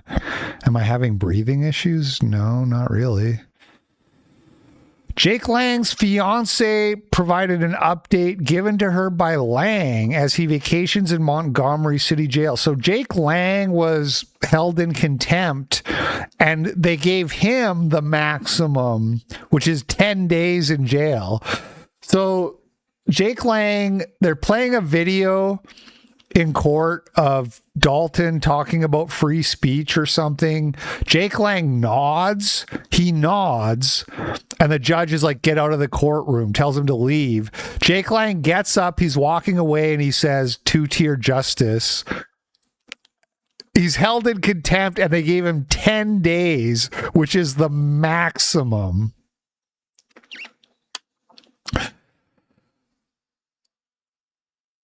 So Jake says, I went to show support at the hearing, and they gave me 10 days of solitary confinement. I was sitting next to Chud's wonderful and soft-spoken fiance. She whispered, I love you. And I was kicked out of the courtroom. Moments later, I was nodding my head in agreement to a video, the fiance was kicked out. Moments later, I was nodding my head in agreement to a video of Chud during an interview when the bailiff demanded that I leave the courtroom as well. I stood up and calmly exited and said in a normal speaking tone, this is two-tier justice. I'm now inside of Montgomery County Jail starving for 2 days because they are refusing to give me a kosher diet. Jake never beating the allegations. I was told by Sergeant Hawley today that my request for kosher diet was denied and that I would be put on suicide watch if I refused to eat, which is basically naked torture in a cell alone for 10 days. And then there's another update here. Jake is unable to make any phone calls, but was able to get me an update. I wonder how. They're keeping him locked in solitary the entire time he's there. He'll not be allowed to make any calls. By the way, the conspiracy theory, because Jake was in solitary a lot on J6, and the conspiracy theory I've seen people say is that he's actually he's not in jail at all, or he's somewhere nice because he's like a fed. That's what people say. I'm not saying I believe that. So he's in solitary, can't make any calls, keeping the light on in his cell 24/7, telling him he has no right to speak to an attorney or go to the law library, even with an upcoming hearing.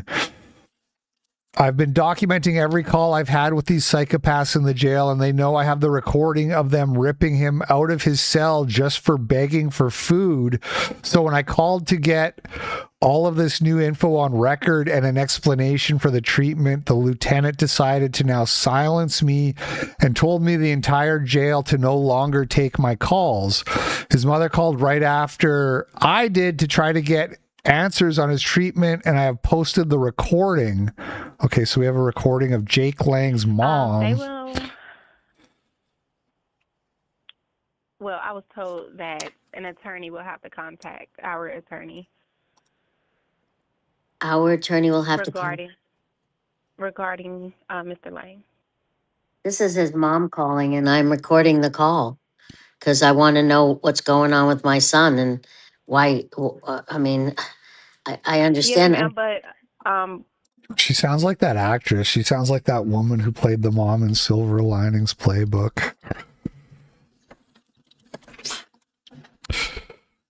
Jackie Weaver. She sounds like Jackie Weaver. Do you guys know this lady? This is who his Jake Lang's mom sounds like. Is she Jewish?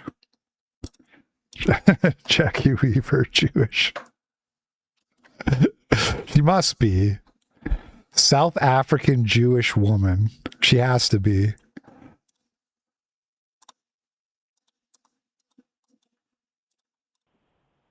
from my understanding, some comments were made in regards to us being sued or getting sued by you guys. Well, not me. That's not me, guys. I'm his mom. And I have only called there once before asking for a lieutenant, and then I put it on an answering machine for him to call me back. This is the first time I'm telling you right now. I'm recording it because he has a hearing on Wednesday, and I want to know why they're keeping the lights on all night. Why can't he have any dark sleeping conditions? And why does he have a woman guard going into his shower when he was naked and he can't even have a towel? I mean, not having a woman guard is against his Prison Rape Elimination Act to do that. That was passed a while ago. And you have to announce yourself. You just can't walk in on a naked man, a woman. But anyway, why not even give him a towel? And he doesn't have even an access to call anyone or a lawyer or me. So I know he's alive. Nobody from the jail has called me back. I think it's kind of cruel and unusual for some misdemeanor, contempt of court, treating him like an animal. Yes, ma'am. However, lieutenant won't be here until tomorrow, so you can call back tomorrow and see if you're able to. Monkey_brain sent $3 on Power Chat. Jake Lane is the real nuisance streamer. Yeah, look, man, I'm still ambivalent. I'm not. I don't know. I don't really hate him, if I'm being honest. But I'm just not convinced that he isn't just kind of like a well-meaning retard. Speak with him. And I kind of respect that if he is a well-meaning retard, if that is true, then I respect how hard he goes. But, I don't know. Maybe it is a Jewish psyop. I don't know. Man. So there's just nobody in charge over at the jail that I can talk to? No, ma'am, not without an attorney. Not without an attorney? Yes, ma'am. Okay. All right. Yeah, it's unheard of.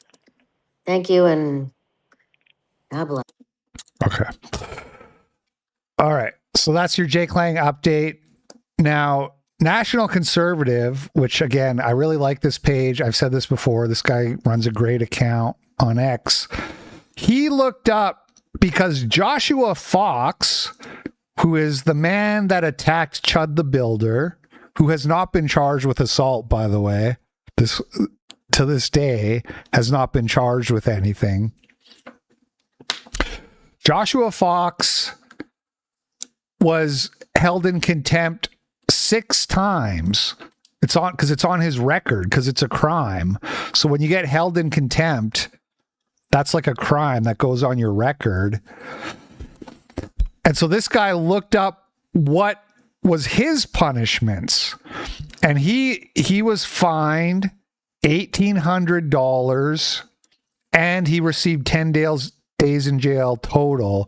But again, that's for 6 counts. So he spent 10 days in jail for 6 counts of contempt.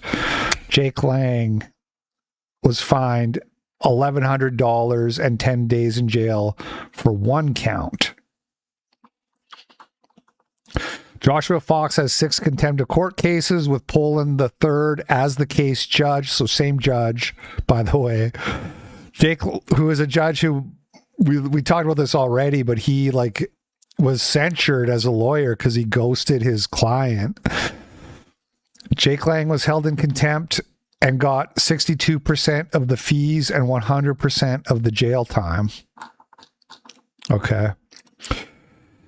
And Taylor Hansen posted the official warrant for the searching of Chud the Builder's house, where they put his name as Dustin Etherly. They put his name wrong on the warrant. And then here's what they found in the search: multiple brands of 12-gauge ammunition, 1 Emperor shotgun, 3 mobile devices, 2 laptops, 1 hyper-polling USB. What is hyper-polling? 1 Montana West holster, 1 24-word seed phrase, 1 12-word seed phrase, 1 crypto wallet, suspected marijuana, 1 Rosie 22 rifle with magazine, 1 Weather 380 firearm magazine.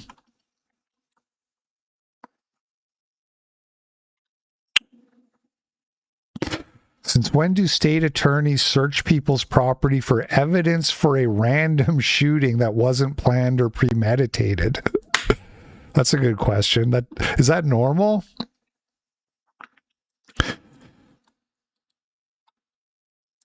All right, so I think that's your Chud update, and now we're going to move on to the next story, which is another shooting at the White House.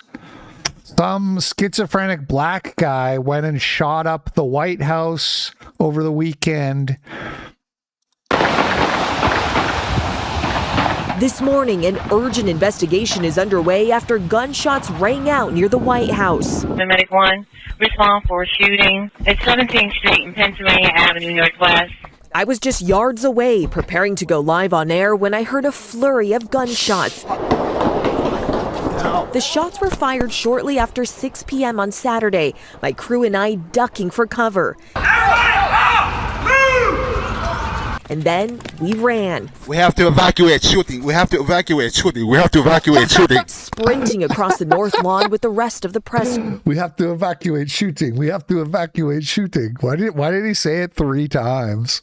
Corps. Law enforcement swarming to the scene. President Trump was in the Oval Office with his aides as a gunman approached a White House security checkpoint, took a gun out of a bag, and started firing. No Secret Service personnel were injured, but a bystander was struck by gunfire. D.C. police say the gunshot wound was non-life-threatening. Officials say the suspect has a history of incidents involving the White House. He encountered law enforcement in June 2025 for blocking a point of entry at the White House. He was detained and involuntarily committed for a mental evaluation. 1 month later, he was arrested after he attempted to enter a White House checkpoint, telling officers he was Jesus Christ and that he wanted to get arrested. Court records showing a judge had ordered he stay away from White House grounds.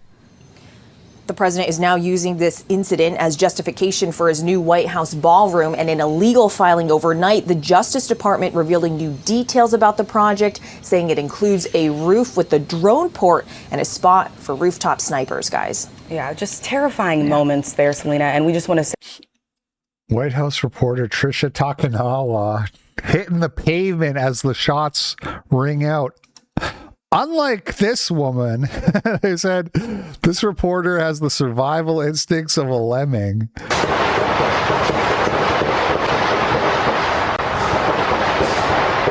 is that? Sounds like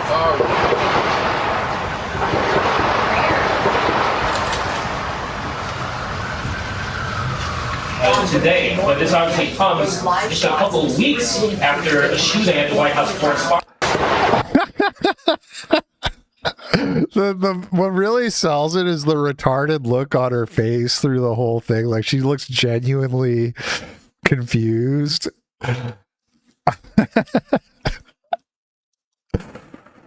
By the way, did you notice in that 2-minute news broadcast we just watched, they didn't show the guy at any point? At no point did they show you the guy. Well, this is him. This is the guy who thinks he's Jesus Christ and shot up the White House, just so you know.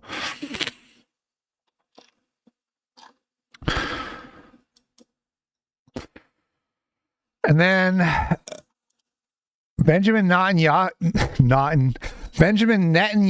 said, I'm relieved that President Donald Trump, the best friend Israel has ever had in the White House, is safe and that the attacker was neutralized before he could cause any further harm. Political violence, including repeated attempts to assassinate President Trump, should be unequivocally and forcefully condemned by all.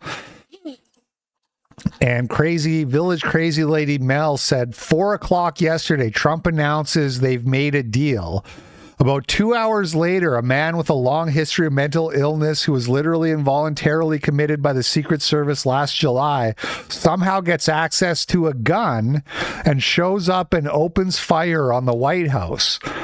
11 hours after that, Benjamin Netanyahu decided to make a public post specifically about this shooting that is very reminiscent of his weird-ass posts following Charlie's murder.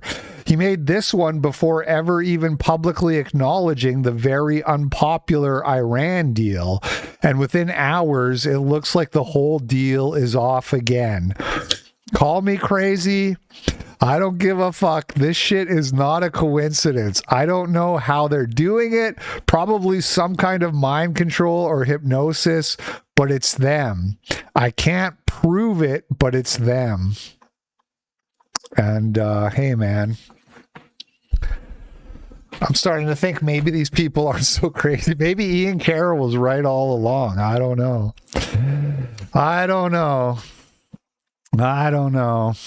I mean, okay, what, Israel got some schizophrenic black guy to shoot at? Would that even scare Trump? Would that even scare Trump? He'd be like, you know, if you want to scare him, I think you got to do a little bit more than that.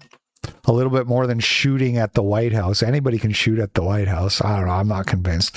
All right. And this brings us to our main story of the day. Hasan Piker, who's being investigated by the DOJ for his trip to Cuba that he took a few months ago, I believe. Don't quote me on the exact time.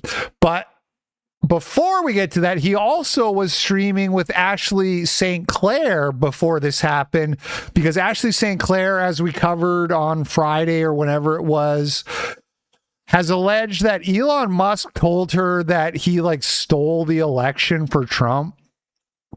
And so her and Hasan got together to live stream talking about how the 2024 election was stolen by Elon Musk and his satellites for President Trump. I just think it's funny how, like, in 2020, if you said that, you got banned from social media, but Hasan and Ashley St. Clair are allowed to say it about 2024 and they don't get banned. Funny how that works. That there were some things that took place with Doge, specifically as it pertains to the last election.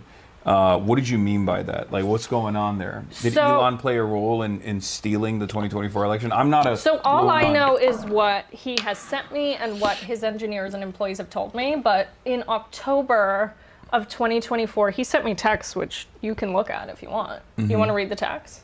Sure. Why not? Okay, but don't read my pick me stuff. Okay, it's fairly... Hasan, don't read my pick me stuff. Hasan's also been wearing suits lately, which originally when he first started doing that, people said he was like copying Nick Fuentes. Other people have speculated that this might be the precursor to a political run, that Hasan is maybe thinking about running for some kind of political office himself. And he's been doing more stuff in politics, like associating with some of these other Marxist politicians and helping them with their campaigns and stuff like that. I was being pick me. Okay, wait. This was October 5th, 2024. What the fuck does that even mean? Yeah, you tell me. Wait, why does he actually talks like this? Yes, he actually talks like this. And I wasn't being hyperbolic when I said Can I read this one? Yes, you can read the whole thing. Okay. You can read anything except my pick-me-isms. Okay, I'm feeling more optimistic after tonight. And tomorrow we unleash the anomaly in the Matrix. And then... This is how Elon rizzes women. Tomorrow we unleash the anomaly in the Matrix.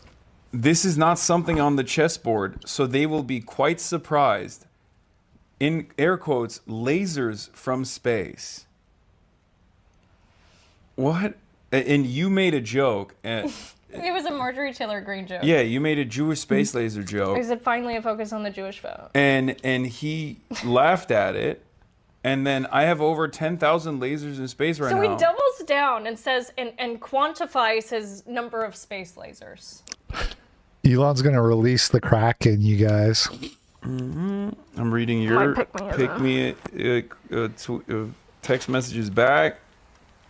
But I was like, I don't want to be deposed. Oh God, you literally sound like him. Stop. You changed the way you talk. I told you I was so pick me. Like I was him. so pick me. I'm so pick me. You know, this is what Jews do. But by the way, yes, she is, and that's what they do. They camouflage themselves by speaking like the host, speaking like the host that they are parasitically attaching themselves to. So Hasan's going, wow, you started talking just like him. And she's like, yeah, I was being pick me. And it's like, no, that's the camouflage that her kind does. You're using the terminology. It was so bad. Don't even. That's crazy. I was so pick me. It's like, it makes me want to throw up and die. Simulation. Stop. Badass sci-fi drama. Stop it. But I said I don't want to be deposed. And what does he say? I was like, I would ask more, but I don't want to be deposed. You should ask. Okay, more. no. You stop. Oh! What the fuck? You guys send memes to each other? You're so lame. Oh my God, I can't believe he literally like, this is... That's enough. That is the most, wait, he's Gen X, right?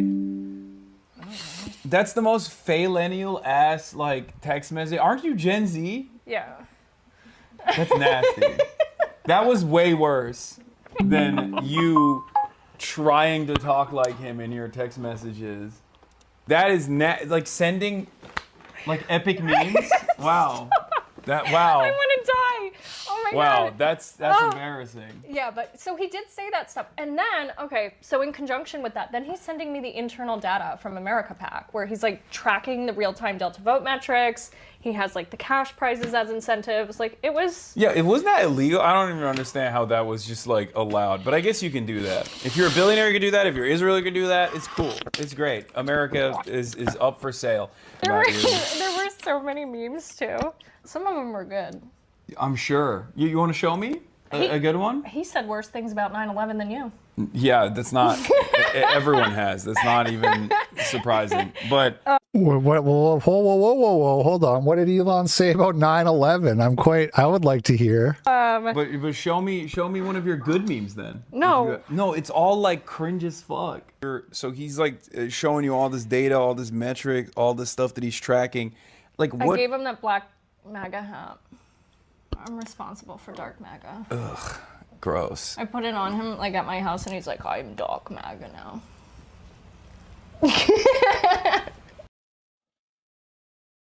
Okay, and Ashley also had a gift for Hasan during the stream. This is a hoodie. You got me a hoodie. She got him a hoodie. Put this down here. Oh God, what's gonna be in this hoodie? This is gonna be. Let's see. You ready? Are you ready, chat? Oh God. Oh no. I'm not even gonna see it first. Chat's gonna see it before I do. I'm the dad who stepped up.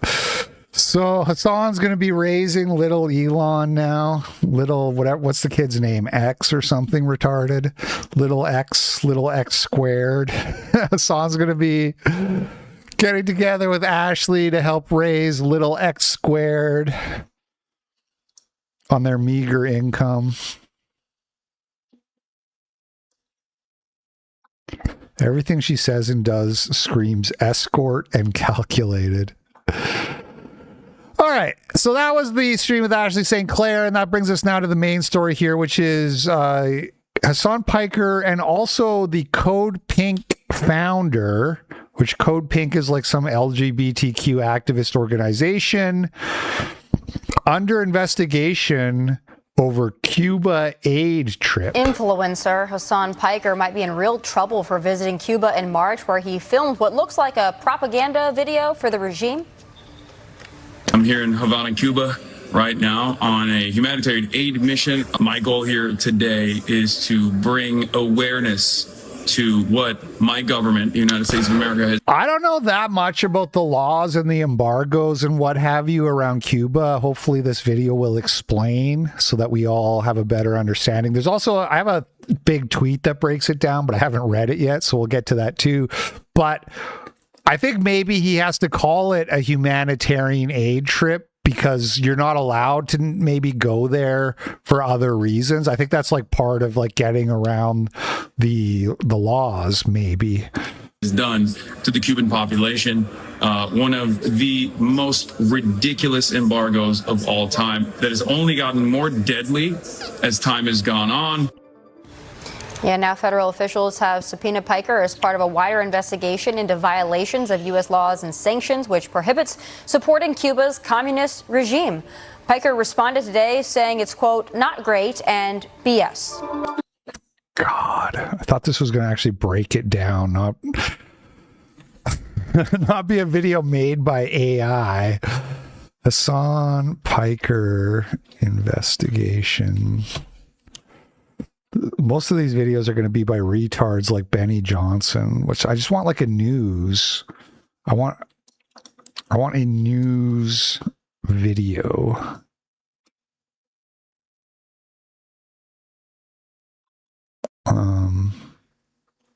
Sorry, I thought I found a good one there, but it's my bad. Hasan Piker might be in real trouble for visiting Cuba in March, where he filmed what looks like a propaganda video for the regime. Clear up some of the misconceptions or misnomers about this whole thing with Hasan Piker. This is not about speech. It's about his actions. Can you please read my audience in on exactly what this is about? Yeah, absolutely. Yeah, so Tommy, this is absolutely not about free speech, although that is the position that Hasan Piker is quickly pivoting to try to create as his defense. This is not about revolutionary tourism, although there was a lot of that happening. This is an investigation by an office that most people don't want to ever have cross their path. It's called Treasury Department's Office of Foreign Assets Control. And what they do is they make sure that U.S. citizens and companies are not aiding and abetting organizations, individuals, and countries that we've issued sanctions against. So a lot of people might know it, not know it, but the country of Cuba is run by the Communist Party of Cuba, and it is declared enemy of the United States. And what they are doing is investigating Hasan Piker to see his financial records, his communications, his logistics, and whether he was working and aiding and abetting the Communist Party of China.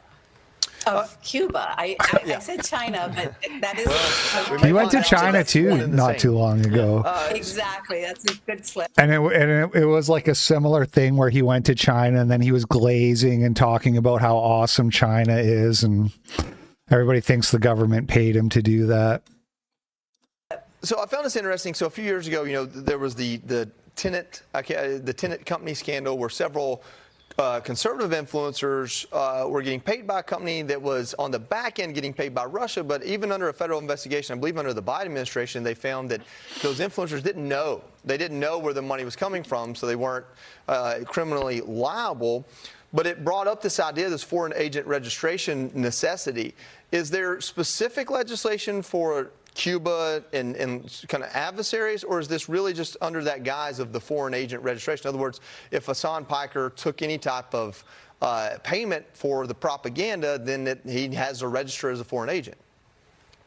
Well, that's another law, but... At Dudeman141 sent $5 on your tube. I bet $100 he doesn't get arrested. Nothing ever happens. Sheeple. No, I tend to agree. Obviously the title of the video is a little bit clickbaity. Also, I always keep my expectations low to avoid being disappointed. But you never know. We'll see what happens. I guess, yeah, anything could happen, but probably nothing will happen. Always bet on nothing ever happens.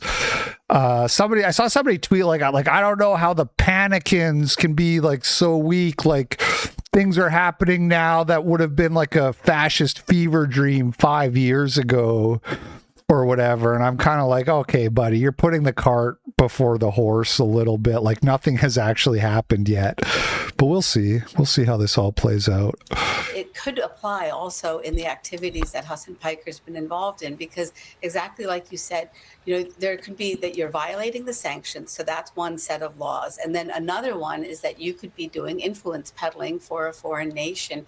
And that's this law where you have to register. So, I mentioned China, and one of the important aspects of this is that there is this tech tycoon named Neville Roy Singham living in China who has pumped $285 million into nonprofits, including one of the nonprofits that Hasan Piker accompanied called Code Pink. And the big question on that front is whether these nonprofits are acting as agents of malign foreign influence. Those are three words that I hope everyone will learn, because that is what you see on the streets of America then, when you see these protests that talk about fascism.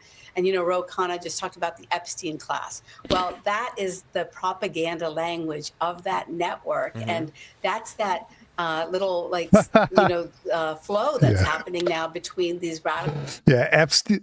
Okay, early life on this woman. Can we get an early life check on this lady right here? What's her name? So Epstein class is propaganda from countries like Cuba. Nobody actually thinks there's an Epstein class. Far left activists and very important Democratic politicians that are changing the landscape of rhetoric in America. Yeah. Is she Jewish? Azra Nomani. Indian American journalist and author, born in India to Muslim parents. Okay.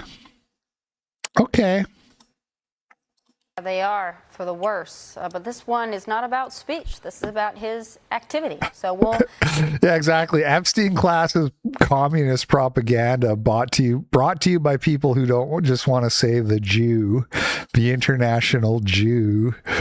Wait and see what he's got going on there. Also, some issues with the dog collar that I don't like. Azra Namani, thank you so much. And she had more to say, too.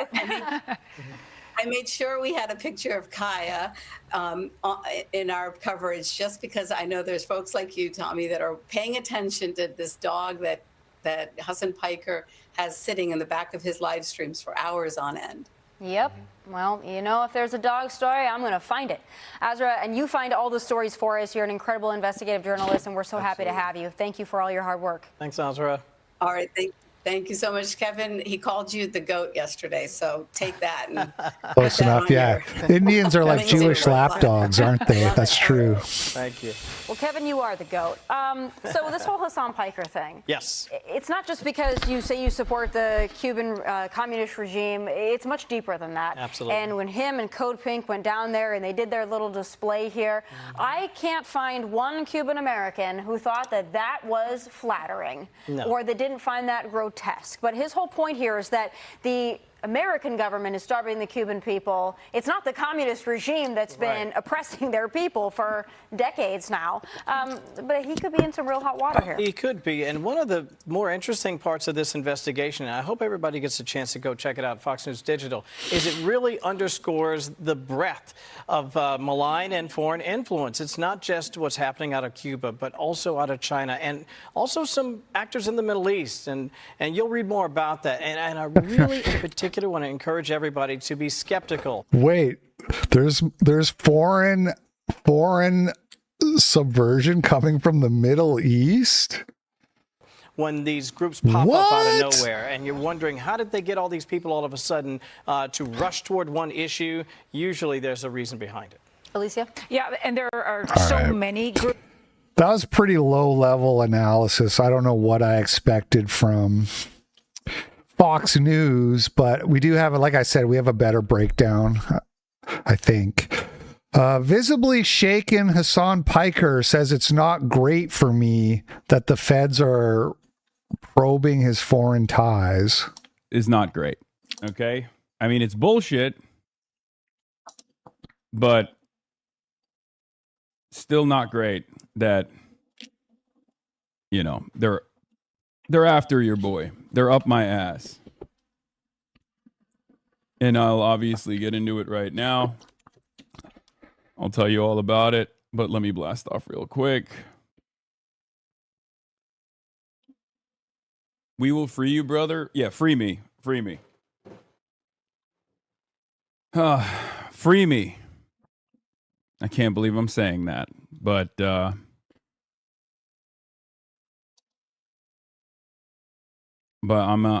you know, I'm about to be seemingly made an example of. Is not great.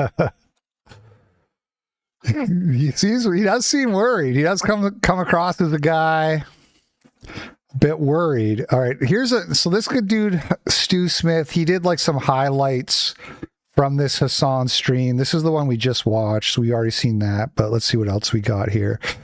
Says he found out about the federal subpoena from a Fox News producer.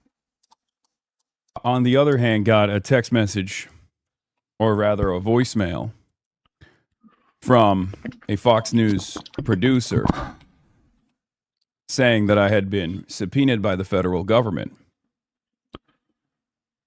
And I was like, that's strange. Asking for comment. And before I could even respond to the journalist, an article materialized on the timeline. At These Bitches Want Nikes sent $5 on YouTube. Oh my god. The persecution complex on this guy. Yeah, I mean, I'm not surprised he would play it that way to his audience. He would play it that way if he was innocent, and he would play it that way if he was guilty, so it's hardly surprising at all. I'm going to be talking about that in a little bit. But let's just say that kind of fucked my whole night up. It fucked my plans up. I still was able to do a little tub sesh. You know, get in the tub, get in the hot tub, get in the bathtub, a little bit of salt, you know. Hasan calls the scrutiny pure evil, then casually acknowledges his photo with Code Pink co-founder Jody Evans, who is also under investigation. Incredible. To deliver humanitarian aid to an island nation that we have starved and caused tremendous suffering to. Incredible. So yeah. I mean, what can you say? It's just pure evil, I guess. According to a Fox News digital investigation, Singham has pumped $278 million into nonprofit groups that have pushed pro-China, pro-Cuba, anti-U.S. narratives and street protests for almost a decade since his marriage in February 2017 to Code Pink co-founder Jody Evans, who's also being investigated for her role in the March trip. Code Pink received $1.3 million from Singham after he married Evans. This is Jody Evans, who... looks like the lady from Weapons. Did you guys see that movie, Weapons? Code Pink. Code, get the fuck away from me, more like. More like Code, stay away from me and my family, you freak. Am I right? Photo with. They love this photo for some reason. I don't know why. She's one of the co-founders of Code Pink. She's wonderful. And it's like all of this investigation. Dude, I wasn't going to talk about it either, but there was a story about a manga artist who got banned from Google because he uploaded his private drawings. And it was like super viral on Twitter, and everybody's like, "Oh my god, this is an outrage that Google can shut you down and this and that." And I quote tweeted it, and I was like, "What is the world coming to when you can't even upload child porn to your Google Drive?" And of course, I get flooded with the lolicons then, and it's it's just the same thing. Like stay away from me and my family, you freaks. This guy cares about drawings of kids. He's saving the drawings. Please, won't somebody think about the drawings? It's like, yeah, just face the wall and also stay away from me and my family, please. At least the high notes make it seem like they just saw stuff on like New York Post and on Twitter and were like, oh, this must be valid.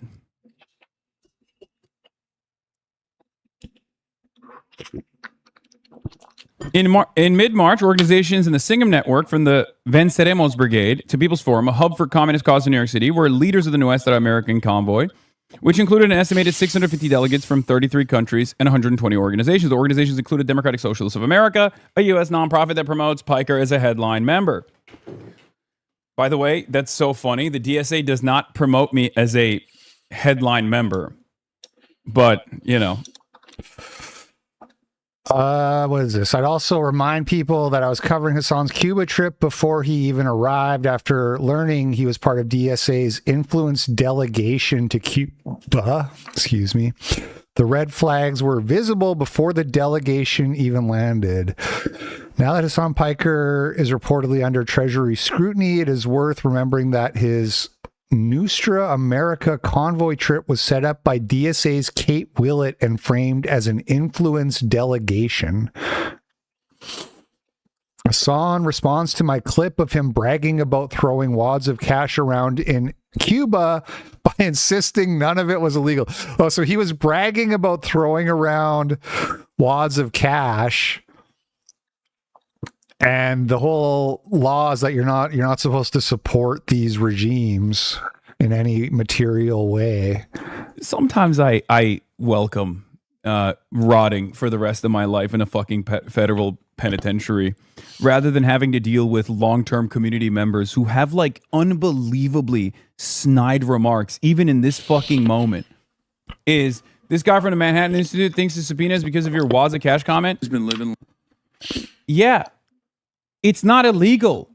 It's literally not illegal to bring cash and give fucking and purchase things in Cuban businesses or even give it straight up on the fucking street if you want to give it out to people. That's literally a normal tourism function. There's a humanitarian purpose beyond it as well. None of this is illegal, guys.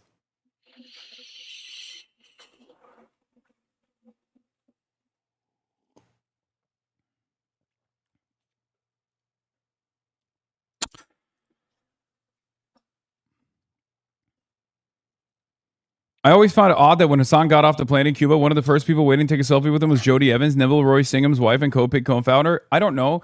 Maybe because she was one of the people that was on the fucking... She's a part of the CodePink organization. And CodePink was also there. Like, they were also, you know, putting... I don't even know the exact details, but they were also part of organizing the trip together. Maybe it's because CodePink was also there. Like, wow. That clears that up. What? I know you usually have the work of rallying the orgs you support, but in case they try to bring you to court, you should definitely consider coordinating with orgs you've been pushing and try to publicly mobilize your community and not only your defense, but use yourself as an example that the admin is hunting down real... All right, okay. All right. Good little thread there. Blue Sky. What's the mood on Blue Sky? They are losing it over Hasan being subpoenaed, cursing everyone from Trump to Asmongold. It's not complicated at all. It's all part of Trump's push to assault Cuba. He wants to do a Venezuela on Cuba, but doesn't want boots on the ground. Setting up Hasan CodePink as a secret agent provocateurs is Trump hitting 3 foes with 1 stepping stone on the way to bombing or worse. Could be true, to be honest. I don't know why they think is effective in any way. The more they push it, only got to get worse. Gets to the point that Hasan is unlawfully deported. Oh God, please. That would be even better than jailing him. The best punishment would be him having to go live in Turkey for the rest of his life. Hasan Bad isn't going to stop Asmongold killing himself. Hasan Piker is a good egg. Medei Benjamin is an amazing lady. Fuck the USA government. Fuck you, Trump, you piece of shit. Fuck liberalism. Fuck conservatism. Fuck third way. Socialism will win in the end because socialism is the will of the people. What's Kyle Kalinske say? Hasan and CodePink committed the unforgivable crime of bringing food and meds and diapers to a country we're illegally starving. 0 Epstein pedophiles arrested, but this fascist terrorist regime is making humanitarianism a crime. And so on and so forth. Political streamer Hutch points out how Twitch streamer Hasan Piker shades New York Mayor Zoran Mamdani in his initial statement regarding the subpoena. It is a way to it is a way to silence dissent. It's a way to actively tie up activists, dissidents alike. It's a way to try to have a chilling effect on speech. And some people, it seems, some likely and some unlikely people have been cheering it on. We'll be talking about that in a second as well. You might need Zoran Magic for this one. Yeah, okay, dude. Yeah, I don't think Zoran Mamdani is going to be doing that anytime soon because I'm not a concerning incident that took place in the New York City region of the shade. So there was some kind of, I think I Googled it, or no, I don't have that, but there was like some kind of like anti-Semitism incident, which Zoran Mamdani was like, oh, it's concerning, you know. I forget exactly what happened. And now Hasan is like, oh, Mamdani is not going to help me because he's owned by the Jews too. Basically, is basically what Hasan is saying there. The shit, the ego.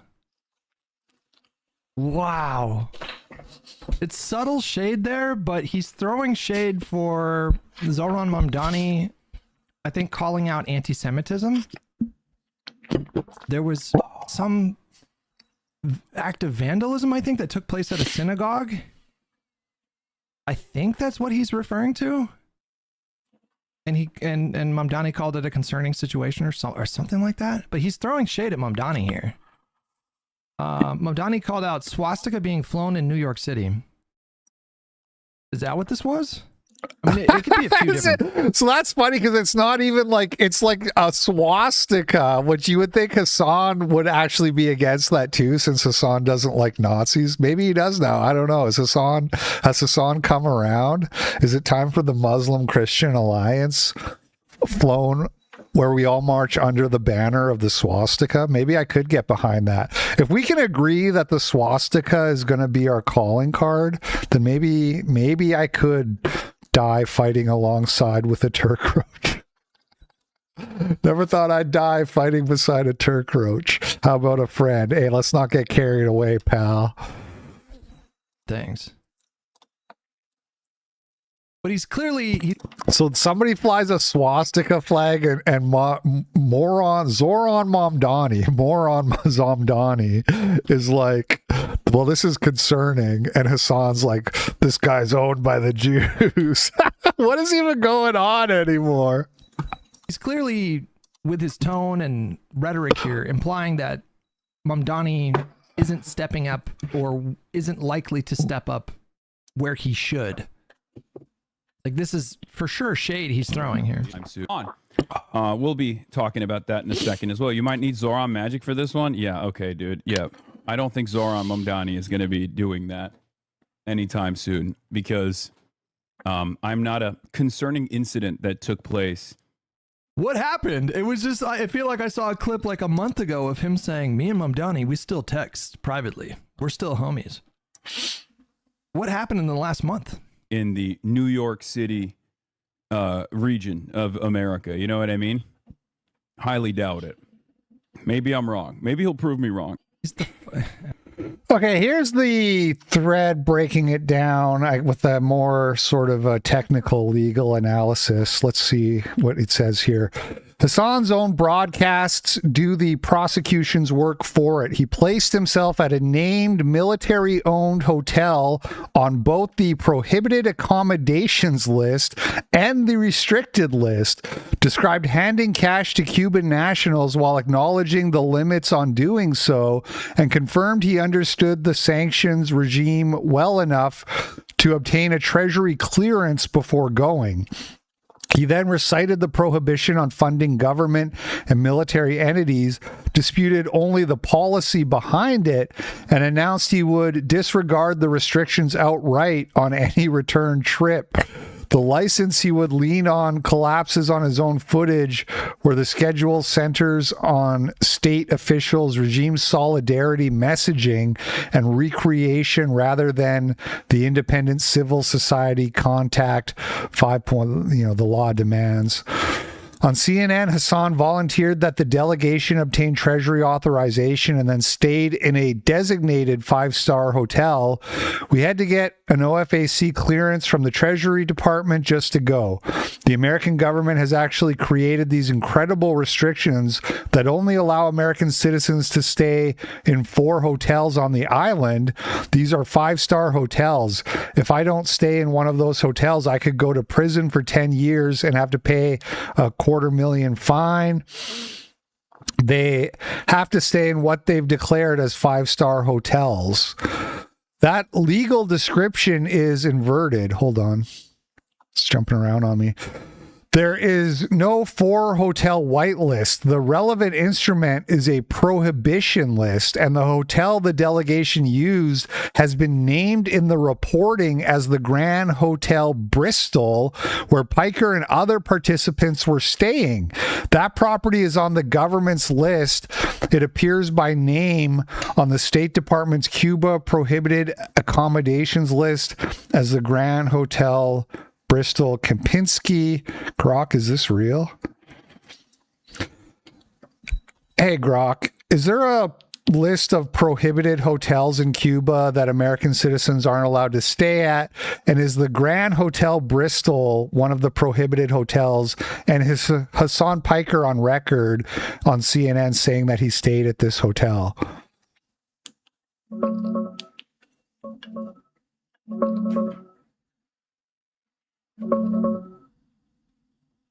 Yes, there's an official list. The U.S. State Department's Cuba Prohibited Accommodations List bans Americans from staying at, paying for, or booking properties owned or controlled by the Cuban government, military, or Communist Party officials.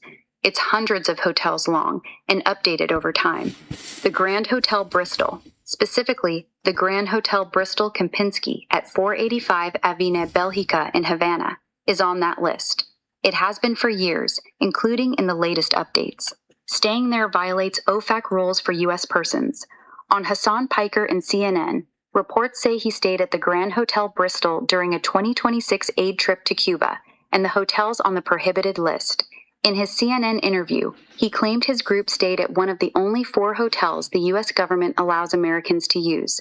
That's not accurate. The rule is you can't stay at the ones on the prohibited list, and there are plenty of allowed private or non-listed options, like certain casas particulares. He seems to have gotten that back. Yeah. Just to be clear here, though, when you have a source for that he said that on CNN, are you talking about random dudes on Twitter, or do you have that from an official source?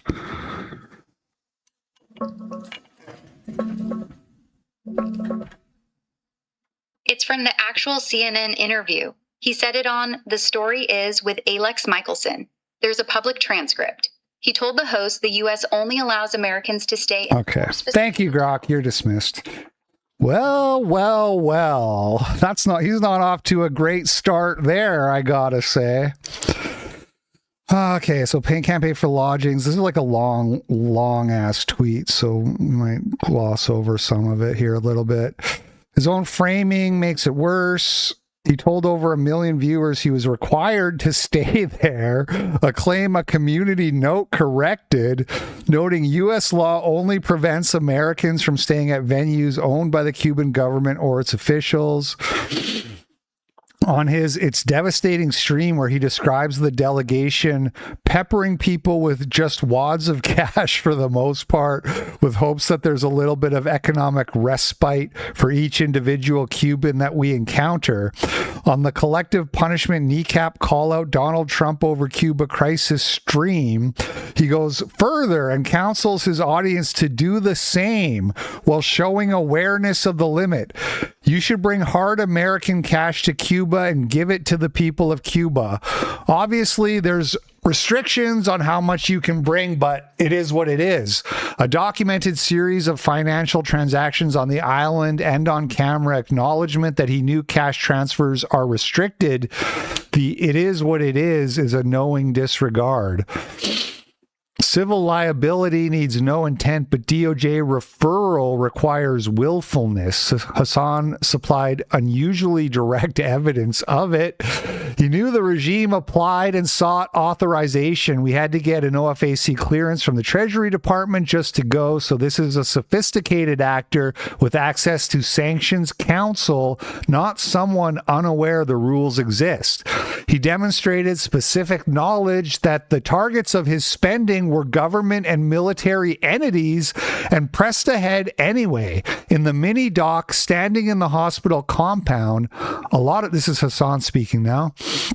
A lot of the public administrations here, according to the American government, it's still technically owned by the Cuban government and therefore the Cuban military. So when American sanctions are applied, they might try to justify it by saying, oh, you're funding a foreign adversary's military. But the reality is it's funding that would be going to rebuilding these buildings. He recites the prohibition and then disputes the policy rather than the fact. He stated an intent to violate on a future trip. When I do come back, I'll probably not abide by the American restrictions. And the public record adds consciousness of illegality from before the trip. He had canceled the 2025 trip to the island, fearing legal repercussions in the U.S. He understood the risk a year out and went anyway. Some wonder whether the conduct fits the law, which requires a full-time schedule of activities that promote the Cuban people's independence from Cuban authorities and that involve independent civil society actors. His own footage points the other way on every prong. Cat Respecter sent $5 on Power Chat. Thank you, Cat Respecter. He spent his time with state actors, not independent civil society. By his own description, he conducted interviews with state hospital surgeon, state university scientists, and the director of international medical missions, and an hour-and-a-half sit-down with the Cuban vice minister of foreign affairs, Carlos Fernandez de Casio. He also met Jody Evans of Code Pink and the Progressive International Delegation. These are government and government-aligned figures. The framing is solidarity with the authorities, not independence from them. The mini-doc closes on the regime's revolutionary slogan, Patria o muerte venceremos, and on praise for Cubans who refuse to trade their sovereignty for a momentary relief. That is the opposite of the statutory purpose of this law 515. His schedule reads recreational in large part. Across the streams, he describes drinking at La Bodeguita del Medio, and a local establishment, attending the Kneecap concert, planning to visit La Plaza de la Revolucion and everything, sampling cigars and Cuban coffee, and being photographed in what reporting valued as an outfit worth around $5,000, including Cartier glasses and rings. The full-time qualifying schedule requirement bars free time and recreation beyond what a full schedule allows, and the group qualifications bar means the delegation does not qualify just because some members might. He also had an organizing role rather than passive attendance.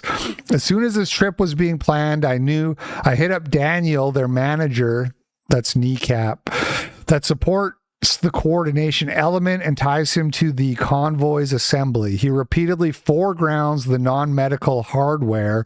On the first day stream, the charter was full of good stuff, medicine, food, and most importantly, solar panels. And in the mini dock, the convoy is delivering over 40 tons of necessary supplies. The solar panels and generators are the weakest fit for the medical humanitarian export carve-out and the most likely to be characterized as material support to state infrastructure. His own discussion that Cuba's solar supply is more than 90% Chinese and that China doesn't abide by American restrictions frames the hardware in circumvention terms. Right. So if he's saying that, it's like he's saying he understands that these are prohibited and he's doing it anyways. It's not the DOJ, it's the Treasury. He is beyond fucked. It's not looking great for Hasan, I gotta say. Anyway, that's going to be basically it for today. A couple quick little things before we go. Ben Shapiro and the Daily Wire bleeding subscribers daily, bleeding revenue, laying off employees. They're losing the youth. And so what are they resorting to now? Let's take a look. Oh, someone else killed him. Oh, he got ran over by a car. Wow.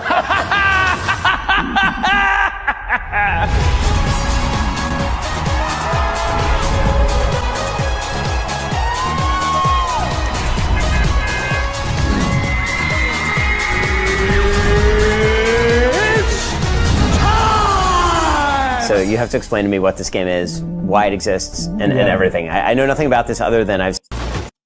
So I guess this guy's like a Fortnite streamer, Professor What's-His-Face. So everything's going well over at the Daily Wire. Things are going good over there. And finally, our last video before I call it a day today, Caleb Hammer asks this transgender guest how they paid for their boob job. The answer will blow your mind. You won't believe what they say. How much does your transition shit cost? Hormones? Yes, how much does it cost? Well, I just got back on Medicaid. Hormones? So but no, you got tits as well. Those were free. You did your Those were free. Nails? Why? Because my body is priceless. No, how was it free? Oh, Colorado taxpayers. Yeah. Not federal, right? Just Colorado? I don't. I hope that, because I just wrote a $4 million check the other day to the IRS. If that's paying for literal titties. $4 million check to the IRS. I bet that feels bad. Although probably the fact that you're so rich, that probably is okay. The being rich part probably feels good. Paying, do you think that's quarterly? Because that, like, that's how I do it. I pay my taxes quarterly. Do you think he pays $12 million a year in taxes? How much money do people like this make? Mine is usually about $4K. I send a $4,000 check every 3 months. That's currently what I'm doing. This was what are we years doing? ago. This is years I have ago. nothing wrong with trans, but why am I paying for people's boob jobs? Don't get me wrong. I don't think it should happen either, but I did abuse the system. Because why would I pay for it if I can get it for free? The government, the taxpayers paid for your tits? I mean, I pay taxes too, so some of my No, taxes you're not a went net in there. contributor. No, we just sent you $4,000 back. Especially with We just sent you $4,000 back. your no tax on tip thing, and the majority is tip. It's honestly, it's just Oh, they're a waitress or whatever. A waiter, sorry, misgendered. I'm not in favor of the no taxes on tip thing. It's so stupid. You already contribute nothing. I would be in favor of it if it applied to live stream super chats, which it should. I'm here doing a service and you're tipping. You're tipping me. Why do I have to pay taxes on that? Where it's just more populist policy. No, you're right. We should just be getting paid a normal wage, so we shouldn't have to get tipped. Well, that's fine too, but advocate for that. It's just so stupid. It's just a performative policy, and that's why both parties are on it, because populism is winning right now. And it's so stupid. You already don't contribute anything. You're part of. If you are mad at Caleb because he sounds like a rich guy complaining about people having to pay, right? Complaining about populism. That's because you don't pay $12 million a year in taxes. If you paid $12 million a year in taxes, you'd be pissed off at other people getting all these breaks too. That's how it works. I do contribute. No, you're part of the 50% that contribute 1%. It's nothing. It's a drop in the bucket. If it was gone, nothing would change. This is, we give everything to you. Now we pay for your boobs. Oh man, must be nice. Must be nice being able to complain about that stuff because you're rich. Okay, that's going to be the show for today. Thank you for watching. Thank you for the wonderful support. Shout out to everybody who sent in the super chats. Appreciate you guys. Sorry about the audio issues, but I guess we got it sorted. You know what happened is because when I turned on my computer this morning, you know how it loaded, because this is a new computer, it loaded to like that Windows install screen where Microsoft is like telling me to activate my OneDrive subscription and buy 360 and all this. When I turned on my computer, I was like, well, that's weird. Why is it doing that? I've already like finished the Windows install days ago. And I swear that's what reset my mic volume, because I had already manually... Windows, like, for some reason, comes installed with your mic volume turned at 51%. And I already fixed that. And then something happened with an update where it, like, reset, and it reset that. And that stuff is so annoying because there's no way for me to know. Anyway, you guys enjoy your day. I'll probably do a gaming stream tonight of some kind. I will catch you guys on the flip side. Peace out.